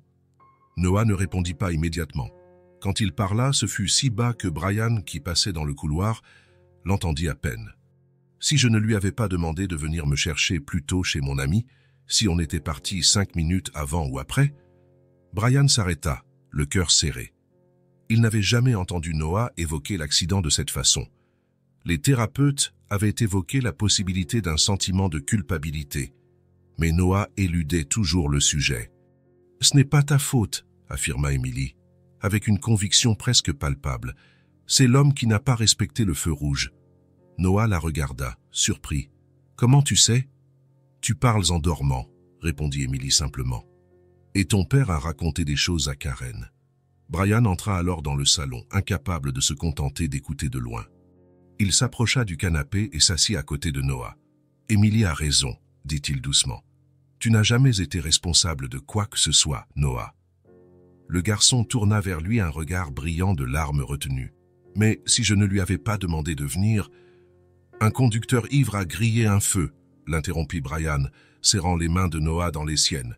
« Peu importe que vous soyez passé 5 minutes plus tôt ou plus tard. C'est lui qui a fait une erreur, pas toi. Ta mère n'a pas fauté, toi non plus. » Les larmes commencèrent à couler sur les joues de Noah. Il baissa la tête, ses épaules secouées de sanglots silencieux. Brian l'attira contre lui, le serrant fort. « Ça fait si longtemps que je pensais, » sanglota Noah, la tête enfouie contre la poitrine de son père. « Je pensais que si je ne l'avais pas appelée, elle serait encore là. »« Je sais, » murmura Brian, caressant ses cheveux. « Je sais. Mais ce n'est pas vrai. Tu n'y es pour rien. » Émilie observait la scène sans un mot, ses yeux immenses et graves. Après un instant, elle posa doucement sa main sur le bras de Noah. « Ta mère t'aimait, dit-elle. Elle serait contente de te voir marcher à nouveau. » Noah la regarda à travers ses larmes, puis acquiesça lentement. « Merci, » murmura-t-il. On ne savait pas bien si c'était pour elle, son père ou les deux. Ils restèrent ainsi un long moment. Noah blotti contre son père, Émilie à leur côté, sa main posée en signe de réconfort. C'était comme si un nœud longtemps figé au fond de Noah commençait enfin à se défaire. Les larmes coulaient librement, emportant avec elles la culpabilité silencieuse, la douleur refoulée, le deuil inachevé. Quand les sanglots cessèrent, Noah avait l'air épuisé, mais son expression semblait plus légère, comme si un poids immense avait été levé de ses épaules juvéniles. « Ça va mieux maintenant ?» demanda Émilie, son visage près de celui de Noah. Il prit une grande inspiration et hocha la tête. « Ça va mieux », répondit-il. « T'as vraiment mieux ?» Ce soir-là, Brian se coucha avec un sentiment de soulagement presque palpable. Depuis combien de temps Noah portait-il cette culpabilité? Comment Brian avait-il pu ne pas la voir? Les thérapeutes l'avaient mentionné, certes, mais Noah avait toujours nié, changeant de sujet. Il avait fallu Émilie, une fillette qui vivait chez eux depuis à peine 2 semaines, pour briser cette carapace et libérer cette douleur. Émilie, cet enfant extraordinaire, arrivé comme un petit fantôme silencieux par une nuit d'orage et qui, en si peu de temps, avait apporté tant de guérison. Non seulement pour Noah, mais pour toute la maison. Les murs, hier encore résonnants de l'absence de Rachel, vibraient à présent d'une autre énergie, pas encore la joie, mais l'espoir. La possibilité, l'avenir. Dans la chambre voisine, Noah dormait profondément pour la première fois depuis longtemps, sans ces cauchemars qui le réveillaient habituellement. Dans la chambre d'amis devenue la chambre d'Émilie, la petite dormait aussi, serrant son ours contre elle. La maison était silencieuse, mais ce n'était plus le silence oppressant du deuil. C'était le silence apaisé d'un foyer où la guérison avait enfin commencé. Les jours se transformèrent en semaines, puis en 2 mois. L'automne teintait les arbres de rouge et d'or, et une brise fraîche remplaçait la chaleur de l'été. Dans la maison des Mitchell, d'autres transformations, tout aussi profondes, se produisaient. Noah n'utilisait plus sa canne que pour les longues distances, et dans la maison, il marchait parfois sans aucun soutien. Son kinésithérapeute parlait de rétablissement presque miraculeux, et avait suggéré qu'il pourrait reprendre l'école après les vacances d'automne, d'abord à mi-temps. Émilie était officiellement sous la garde temporaire de Brian depuis plus d'1 mois. L'assistante sociale venait régulièrement, repartant toujours avec des notes positives sur l'adaptation de la petite. Émilie suivait 3 fois par semaine des cours de soutien pour rattraper son niveau scolaire. Son intelligence et sa soif d'apprendre impressionnaient les professeurs. La maison, autrefois noyée dans un silence pesant, retrouvait la vie. Des rires occasionnels, des discussions à table, même de petites disputes, l'animation normale d'un foyer où on ne fait plus que survivre, mais où on recommence à vivre. Un vendredi après-midi, Brian quitta le travail plus tôt. Il avait passé la matinée au cabinet de son avocat à examiner et signer divers papiers. En rentrant, il trouva Karen dans la cuisine, en train de préparer des biscuits avec Emily. Noah était dans le salon, absorbé par un puzzle complexe offert par son grand-père. « Je suis rentré », annonça Brian en posant sa mallette sur la table. Une énergie contenue l'habitait, un mélange de nervosité et d'excitation qui n'échappa pas à Karen. « Tu as un air étrange », commenta-t-elle, en essuyant ses mains sur son tablier. « Tout va bien ? On en parlera plus tard, » répondit Brian, son regard se posant sur Emily, qui léchait joyeusement une cuillère pleine de pâte à biscuits. « Les enfants, ça vous dirait une glace après le dîner? Pour fêter le week-end » La proposition fut accueillie avec enthousiasme. Même Noah, qui commençait à s'inquiéter de son image d'ado, ne put réprimer un sourire. Le dîner fut animé. Noah raconta l'histoire du livre qu'il lisait et Emily parla, à sa façon concise, de ce qu'elle avait appris en cours. Brian les écoutait en silence, le visage éclairé d'une joie mêlée d'une détermination sereine, comme un homme qui a enfin trouvé sa voie après longtemps. La petite sorbetterie du quartier était presque vide à cette heure. Ils prirent une table près de la fenêtre et commandèrent leur parfum préféré. Emily, qui découvrait encore le monde des saveurs, mit un long moment à choisir entre fraises et chocolat, optant finalement pour un mélange des deux. « C'est bon ?» demanda Brian, la regardant savourer chaque cuillerée comme un trésor. Elle hocha la tête, arborant déjà une petite moustache de chocolat au-dessus de la lèvre. « Oui, beaucoup !» répondit-elle, les yeux pétillants. Noah dégustait sa glace menthe-chocolat en silence, mais son attitude était détendue, affichant cette sérénité de plus en plus fréquente. De temps en temps, il échangeait un regard complice avec Emily, comme s'ils partageaient un secret. Une fois les glaces terminées, Brian proposa de faire un petit tour dans le parc adjacent. L'air du soir était frais, agréable, et le chemin était éclairé par de vieux lampadaires, donnant à l'endroit une atmosphère presque magique. Noah avançait lentement, appuyé sur sa canne, mais de manière assurée.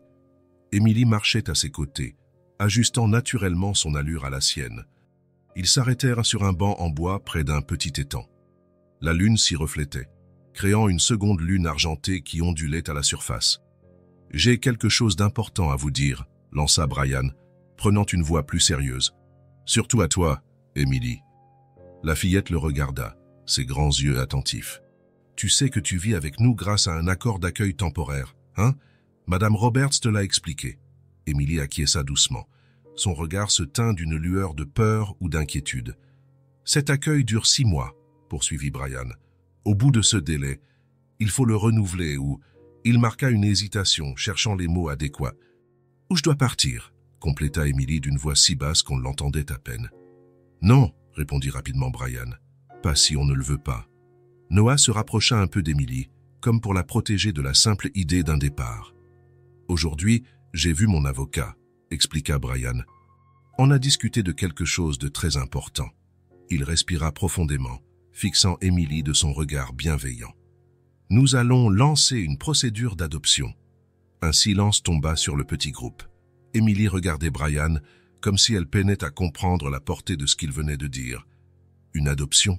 répéta-t-elle. « Oui », confirma Brian en souriant. « Ça veut dire que si tout se passe bien, tu ne seras plus seulement hébergé chez nous ou en accueil temporaire. Tu feras légalement partie de notre famille, pour toujours. » Les yeux d'Emily s'agrandirent et pendant un instant, elle sembla retenir son souffle. « Emily, » dit Brian en se penchant à sa hauteur, « est-ce que tu aimerais vivre avec nous pour toujours? Faire officiellement partie de notre famille ?» Les yeux de la fillette se remplirent de larmes qui se mirent à couler sur ses joues pâles. Sa lèvre inférieure trembla légèrement. « C'est vrai ?» demanda-t-elle, la voix brisée par l'émotion. « Je n'aurai plus à partir ?» Brian sentit son cœur se serrer devant tant de vulnérabilité. Combien de fois cette enfant avait-elle dû repartir, quitter un lieu ou une personne? « C'est vrai ?» assura-t-il d'une voix émue. « Si tu es d'accord, bien sûr. » Emily ne répondit pas avec des mots. À la place, elle se jeta dans les bras de Brian, sanglotant contre sa poitrine. C'étaient des sanglots profonds, qui semblaient provenir d'un endroit en elle qui n'avait jamais pu s'exprimer totalement. Noah, voyant la scène, sentit ses propres yeux s'embuer. Puis, faisant un effort, Il se leva de sa canne et s'approcha, posant timidement une main sur l'épaule d'Émilie. « On sera une vraie famille, dit-il, la voix tremblant légèrement de bonheur. « Toi, moi et papa. » Émilie releva la tête, découvrant Noah à travers ses larmes, puis elle tendit le bras pour l'attirer dans leur étreinte. Ils restèrent ainsi un long moment, une famille qui se formait sous leurs yeux, unie non par le sang, mais par l'amour, le choix et le besoin de trouver sa place. L'hiver approchait, avec ses journées plus courtes et son ciel gris. Mais dans la maison des Mitchell, c'était comme un printemps qui s'installait. Depuis la discussion au parc, 3 semaines plus tôt, annonçant la procédure d'adoption, une nouvelle énergie planait dans la maison. Émilie fredonnait doucement en dessinant. Noah pratiquait ses exercices avec une motivation accrue. Même Karen paraissait plus légère, comme si la maison tout entière se réveillait après un long hiver émotionnel. La procédure d'adoption avançait, malgré la lenteur habituelle de l'administration. Madame Roberts venait chaque semaine avec de nouveaux formulaires, menant des entretiens, collectant des documents. Brian passait ses soirées à remplir ses dossiers et à réviser les lois sur l'adoption. La date de la première audience était fixée en janvier, après les fêtes de fin d'année. Un après-midi de novembre particulièrement froid, Mark, le kinésithérapeute, arriva pour la séance de Noah. Ces derniers temps, les exercices se concentraient sur la marche sans soutien.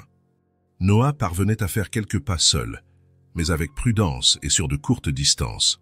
« Aujourd'hui, on va essayer autre chose », annonça Mark, après l'échauffement. Il déplaça les meubles pour dégager un couloir au milieu du salon. Brian et Karen, comme à leur habitude, observaient depuis l'entrée. Émilie était assise sur le canapé, un carnet de dessin oublié sur ses genoux, le regard fixé sur Noah. « Je veux que tu marches d'ici jusqu'à l'autre bout de la pièce », expliqua Mark. « Sans ta canne, cette fois. » Noah fixa l'espace vide devant lui. Il y avait bien 5 mètres, une distance qui, autrefois, aurait paru insignifiante, mais qui maintenant ressemblait à un marathon. Ses yeux s'écarquillèrent un peu, partagés entre la peur et l'envie de relever le défi. « Je ne sais pas si je peux, » murmura-t-il, se mordant la lèvre. « C'est loin sans aide. »« C'est pour ça qu'on va faire ça un peu différemment aujourd'hui, » répondit Mark avec un sourire encourageant. Il tourna la tête vers le canapé. « Émilie, tu pourrais nous aider ?» La fillette se leva aussitôt, posant le carnet sur le côté. Elle semblait se tenir prête, comme si elle anticipait déjà la demande de Mark. « Qu'est-ce que je fais ?» demanda-t-elle, la voix douce mais ferme. « Tu vas te placer de l'autre côté de la pièce, » indiqua Mark. « Noah va marcher jusqu'à toi. » Émilie exécuta la consigne, se postant à l'extrémité du couloir improvisé. Elle resta là, debout et déterminée, ses yeux ne quittant pas ceux de Noah. L'atmosphère entre eux était presque palpable, comme un fil invisible que seuls les enfants voyaient. « Maintenant, » poursuivit Mark, « tends les bras. Noah va marcher en te regardant.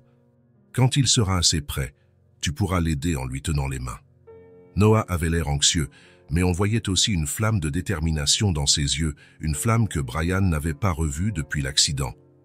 Il avait déjà parcouru cette distance, mais toujours avec sa canne ou avec quelqu'un à ses côtés, prêt à le rattraper en cas de chute. « Ah, tu peux y arriver », déclara Émilie, les bras tendus comme Mark l'avait demandé. Sa voix était exempte de doute, pleine seulement d'une assurance sereine hors de propos pour son âge. Noah respira profondément. Il s'appuya sur la canne pour se lever du fauteuil où il était assis. Puis, dans un geste résolu, il s'en débarrassa en l'attendant à Mark. Un instant, il resta debout, vacillant légèrement, comme un jeune arbre testant sa solidité face au vent. Le premier pas fut hésitant, le corps tendu par l'anticipation d'une chute qui ne vint pas. Le deuxième fut un peu plus assuré. Au troisième, ses genoux tremblèrent, mais il ne tomba pas. « C'est bien », l'encouragea Mark. « Regarde Émilie. » Un pas après l'autre. Noah avançait lentement. Chaque pas une petite victoire contre la peur, contre le traumatisme qui avait gardé ses jambes immobiles trop longtemps.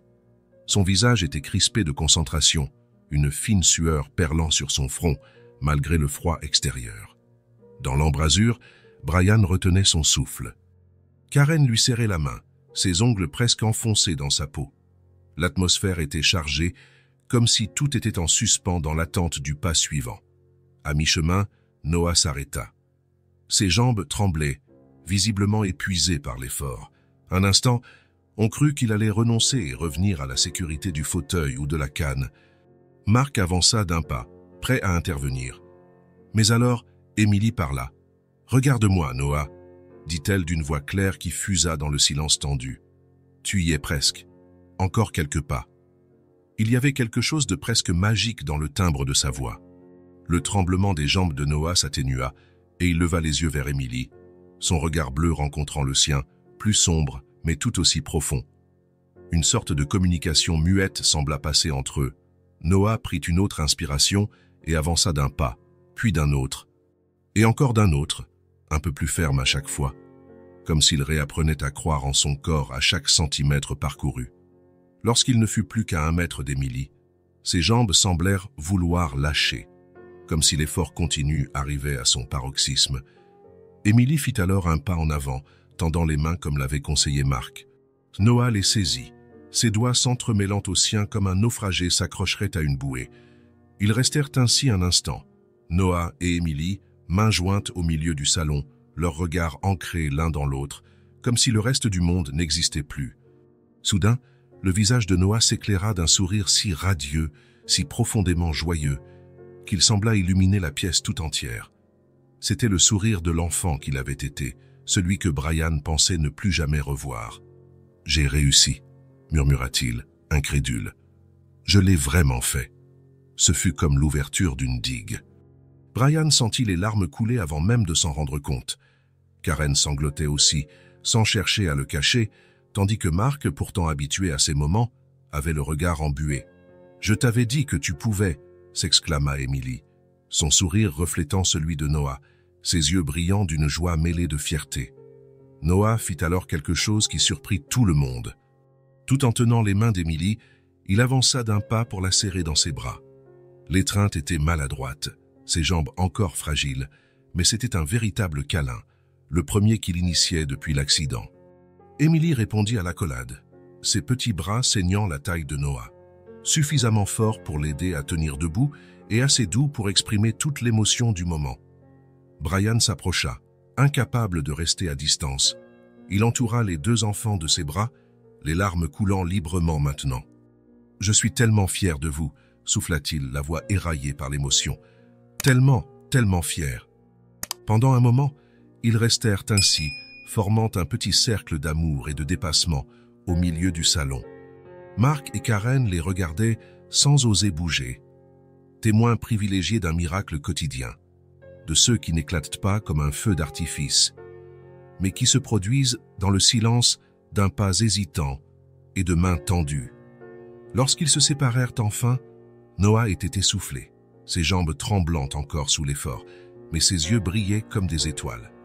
Ce n'était pas seulement la fatigue physique de l'exercice, mais l'épuisement d'une libération émotionnelle tant attendue. « Je crois que c'est suffisant pour aujourd'hui », intervint Marc, lui tendant sa canne. « Tu as dépassé toutes mes attentes, Noah. » Noah saisit la canne, mais d'une manière différente qu'avant, plus comme un soutien temporaire que comme un objet de dépendance. Quelque chose qu'il pourrait bientôt laisser derrière lui, avec les mauvais souvenirs. « La semaine prochaine, » déclara-t-il en regardant Émilie, « je ferai tout le tour du pâté de maison. » Émilie sourit de ce sourire calme et sage qui ne correspondait pas à ses années. « Je sais que tu le feras, » répondit-elle simplement, et, d'une manière étrange, personne dans la pièce ne doutait un seul instant qu'il y parviendrait. Ce soir-là, après que les enfants se furent couchés, Brian resta dans le salon plongé dans la pénombre, observant à travers la fenêtre les étoiles qui perçaient timidement le ciel hivernal. Il songea aux miracles, pas les miracles spectaculaires, mais les petits miracles du quotidien, ceux qui surviennent quand des âmes blessées commencent à guérir, quand l'impossible se produit en silence, quand l'amour éclot dans des recoins inattendus. Il pensa à Émilie, cette petite étoile tombée dans sa vie un soir de tempête, apportant la lumière là où régnait l'obscurité. D'une façon inexplicable, cet enfant qui avait tout perdu aidait chacun d'eux à retrouver ce qu'il pensait à jamais perdu. Et pour la première fois depuis bien longtemps, Brian sentit une véritable espérance monter en lui, non seulement pour Noah, mais pour toute la famille. Une famille improbable, soudée non par les liens du sang, mais par la décision de cheminer ensemble, un pas à la fois, en se soutenant mutuellement à travers les tempêtes et sous le soleil. Le printemps était arrivé, amenant avec lui des fleurs, des journées plus longues et un sentiment de renouveau. Dans la maison des Mitchell, ce sentiment était encore plus fort. Noah marchait désormais presque sans canne, sauf pour les grandes distances. Ses médecins parlaient d'une récupération remarquable, même s'il lui restait encore du chemin à faire. Le processus d'adoption avançait, avec son lot de rendez-vous, d'entretiens et de paperasse. Brian traversait toutes ces étapes administratives avec patience, conscient que chaque document, chaque visite, chaque évaluation les rapprochait un peu plus du but ultime, qu'Emily devienne officiellement sa fille. La fillette s'épanouissait. À l'école, où elle était scolarisée depuis janvier, ses professeurs la trouvaient très vive et avide d'apprendre. À la maison, elle se montrait plus bavarde, plus souriante, même si elle conservait sa sérénité particulière. Ce fut un après-midi d'avril que le téléphone sonna. Brian se trouvait dans la cuisine, en train de préparer le dîner avec Karen, tandis que les enfants faisaient leurs devoirs sur la table du salon. « Monsieur Mitchell, ici Madame Roberts. » La voix de l'assistante sociale semblait différente, plus légère, presque joyeuse. « Oui, Madame Roberts. » « Des nouvelles ?» Brian tenta de garder un ton neutre, même si son cœur s'emballait. Les appels de l'assistante sociale signalaient souvent de nouvelles exigences, de nouveaux formulaires, encore de l'attente. « Oui, des nouvelles importantes ?» répondit-elle. « Deux, en fait. La première, le père biologique d'Emily a été localisé et arrêté. » Un frisson parcourut Brian, même s'il savait, d'après les récits d'Emily, que cet homme représentait un danger.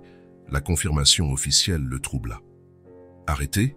répéta-t-il, en baissant la voix pour que les enfants n'entendent pas. « Oui, pour vol à main armée et agression.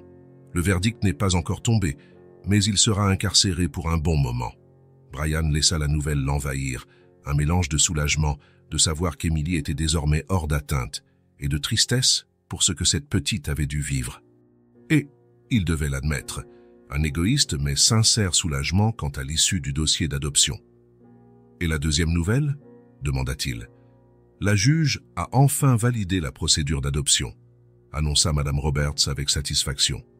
Avec le père biologique en prison et aucun autre membre de la famille retrouvé, elle a accordé l'adoption plénière. Il ne reste plus qu'une audience finale pour officialiser tout ça, mais ce n'est qu'une formalité. Brian sentit ses jambes se dérober sous lui. Il s'appuya contre le comptoir, incapable de parler pendant un instant.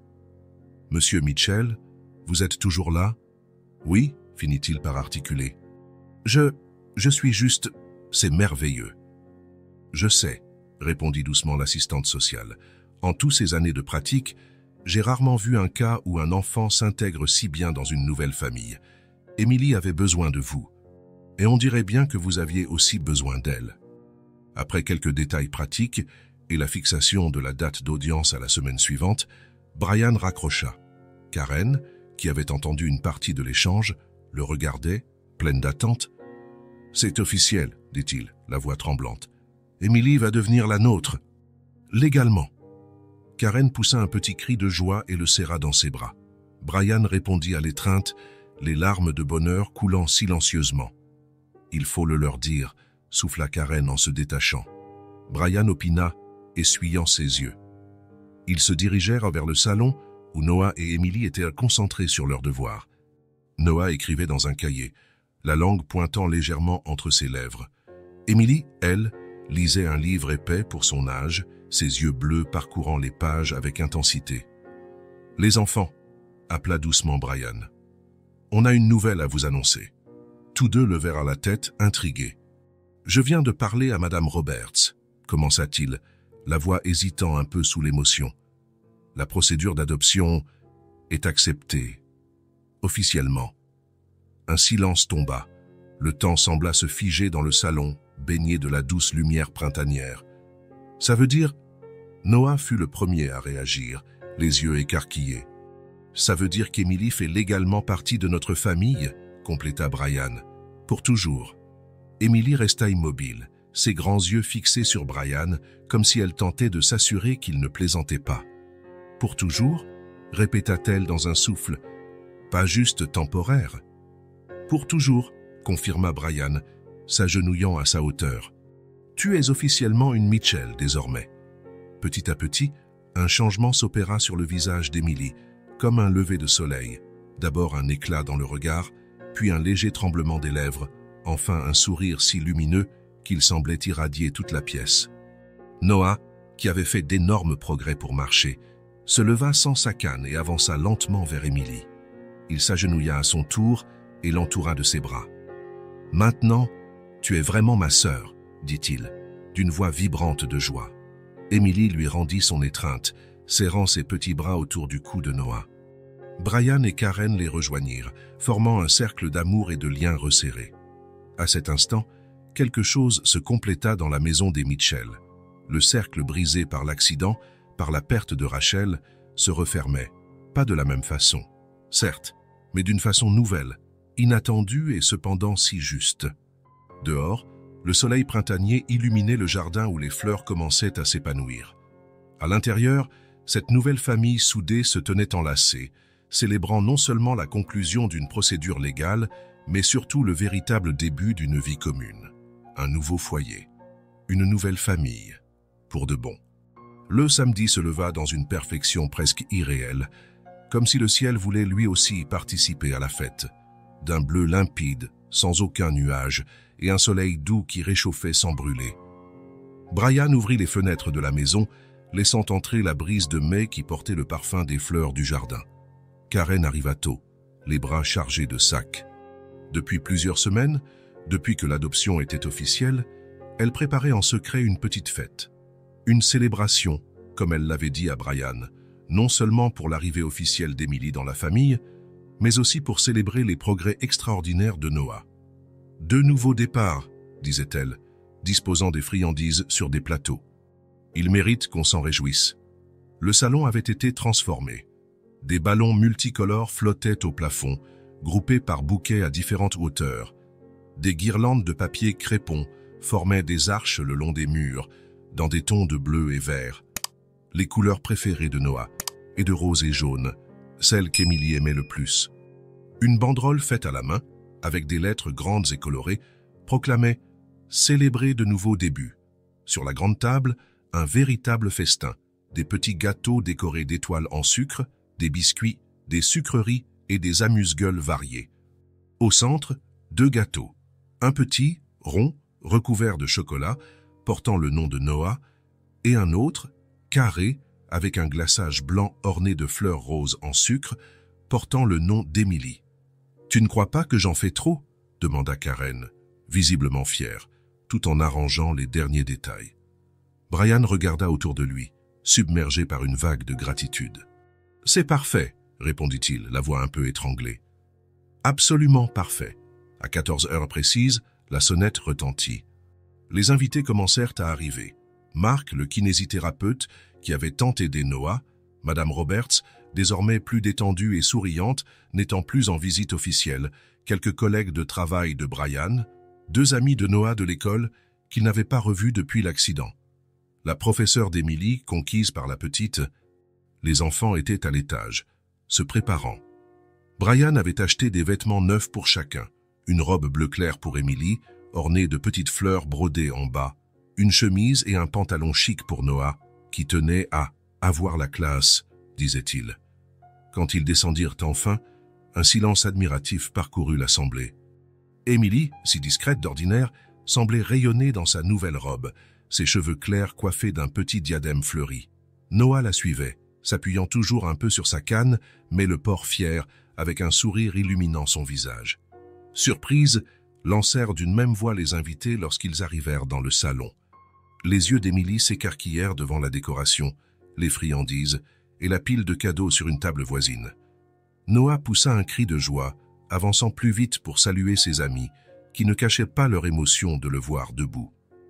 L'après-midi s'écoula dans une suite de moments parfaits. Les enfants jouèrent dans le jardin, Noah se reposant parfois dans un fauteuil adapté, tout en essayant de marcher de plus en plus souvent. Emily, d'abord un peu timide face à la foule, se détendit vite, surtout quand sa professeure lui montra un livre offert en cadeau. Il y eut des jeux, des rires. Il y eut cet instant où Madame Roberts remit à Brian une copie encadrée du certificat officiel d'adoption, faisant perler des larmes dans les yeux du père. Il y eut ce discours improvisé de Marc, levant un verre de jus en l'honneur des 2 enfants les plus courageux qu'il ait rencontrés. Et il y eut les éclats de rire, ce sont si précieux pour Brian, qui avait cru ne plus jamais l'entendre dans sa maison.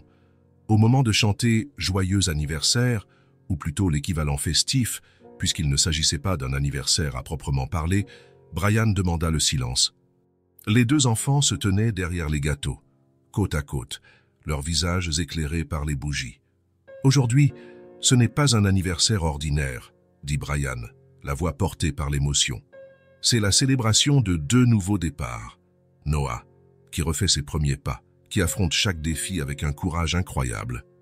Et Emily, qui a trouvé un nouveau foyer, une nouvelle famille, mais qui en réalité nous a aussi apporté quelque chose de précieux. Elle nous a redonné l'espoir. » Les invités applaudirent. Noah, dans un geste spontané, passa un bras autour des épaules d'Emily. Elle sourit, ce sourire rare et lumineux qui transformait son visage habituellement sérieux. « Ça fait un vœu, » conseilla Karen, puis soufflez les bougies ensemble. Les enfants fermèrent les yeux, concentrant leur visage comme pour capturer un souhait. Lorsqu'ils les rouvrirent, ils échangèrent un regard complice. « 1, 2, 3, compta Noah.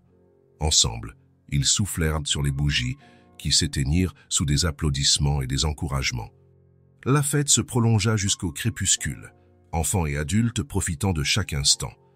Quand les derniers invités partirent, la maison était dans un joyeux désordre de papier cadeau, de ballons dégonflés et de miettes de gâteau. Emily et Noah, exténués mais heureux, s'endormirent tôt, chacun dans sa chambre, mais avec les portes ouvertes, une habitude qu'ils avaient prise, comme pour être certain que l'autre n'était pas loin. 2 nouveaux départs, murmura Brian pour lui-même, en bordant Emily puis en ajustant le drap de Noah. Et un pour nous tous. 1 an s'était écoulé. 1 an de petites et grandes victoires, de défis relevés, d'une famille qui se renforçait jour après jour. Le calendrier marquait la fin du printemps, presque l'été, et le parc de la ville resplendissait, arbres immenses, fleurs multicolores, et un petit lac où flânaient des canards.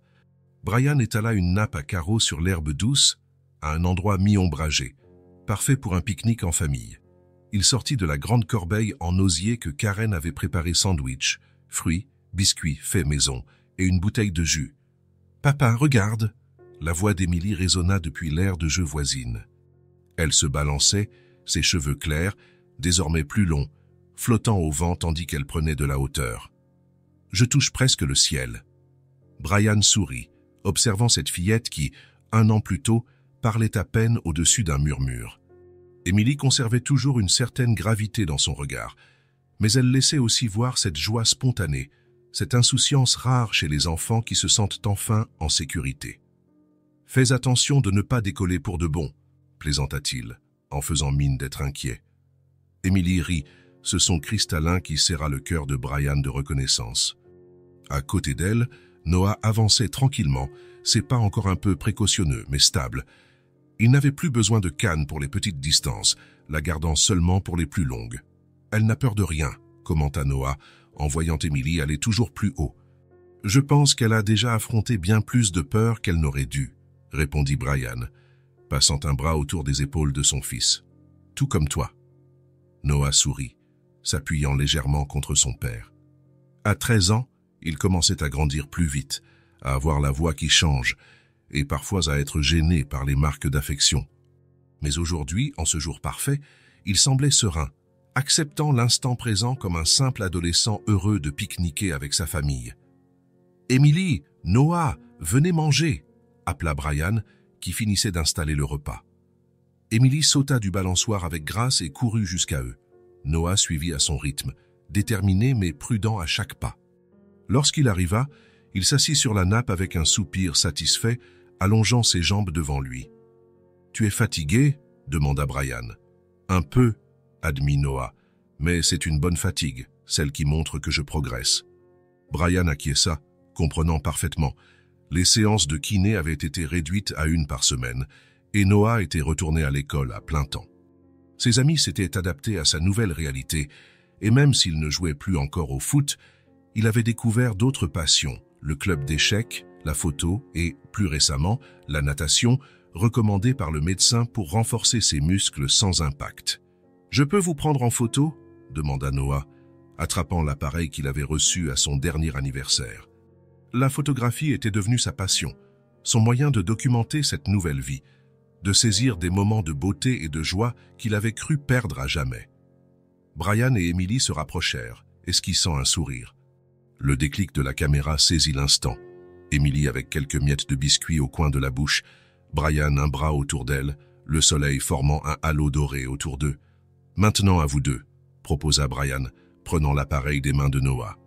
Le frère et la sœur se placèrent côte à côte. Noah passa un bras autour des épaules d'Emily, qui posa sa tête contre lui. Une complicité évidente existait entre eux, faite de gestes simples et d'une affection profonde. « Dites, famille !» lança Brian. « Famille !» répétèrent-ils en chœur, leur sourire irradiant le cadre. Le pique-nique se poursuivit dans le calme et la bonne humeur. Émilie raconta son projet sur les étoiles pour l'école, les yeux pétillants d'enthousiasme. Noah montra quelques-unes de ses dernières photos, dont une superbe du coucher de soleil depuis la fenêtre de sa chambre. Après le repas, Noah s'allongea sur la nappe, observant les nuages qui passaient de temps à autre dans le ciel azur. « Celui-là ressemble à un dragon », dit-il en désignant une forme particulière. Émilie, qui s'était allongée à côté de lui, répondit « Et celui-là, on dirait un bateau, comme dans tes histoires de pirates. » Brian regardait ses deux enfants, ému par la simplicité et la profondeur de l'instant. Comme la vie pouvait changer vite, certains matins, il se réveillait encore stupéfait par la route parcourue. Du désespoir le plus profond à ce moment de paix, de la maison silencieuse à ce rire partagé. « À quoi tu penses, papa ?» demanda Noah, remarquant l'air pensif de Brian. « Je pense à la chance qu'on a, » répondit-il sincèrement. « Et à la façon dont la vie peut nous surprendre parfois. Comme quand tu m'as trouvé cette nuit-là sous la pluie ?» questionna Emily, ses yeux bleus subitement graves. « Exactement, » acquiesça Brian. « Ce soir-là, je voulais juste aider une enfant perdue sous une tempête. Je ne savais pas que je trouvais la pièce manquante de notre famille. » Emily sourit, ce sourire qui combinait désormais sa sagesse particulière et la douceur de l'enfance. « Moi aussi, je vous ai trouvé, » dit-elle simplement. Le reste de l'après-midi fut une suite de petits bonheurs.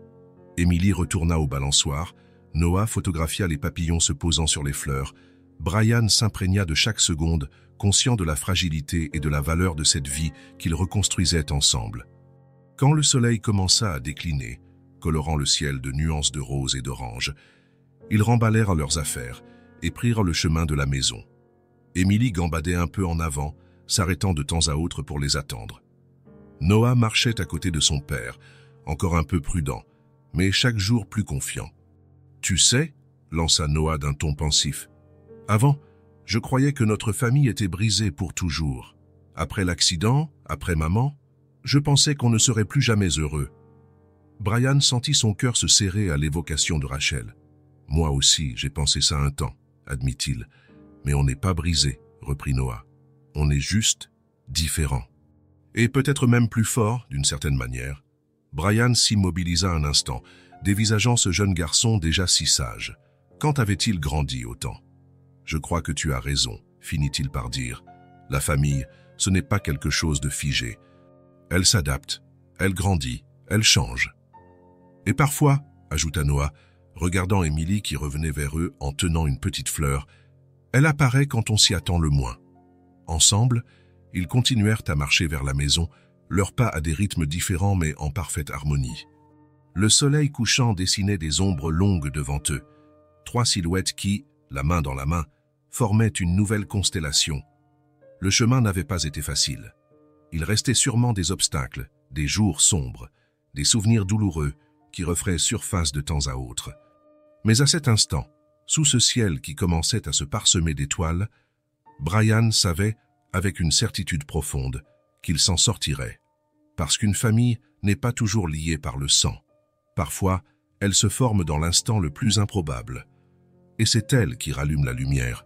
Si cette histoire vous a touché le cœur, abonnez-vous à la chaîne et activez la cloche de notification pour ne pas manquer les prochaines.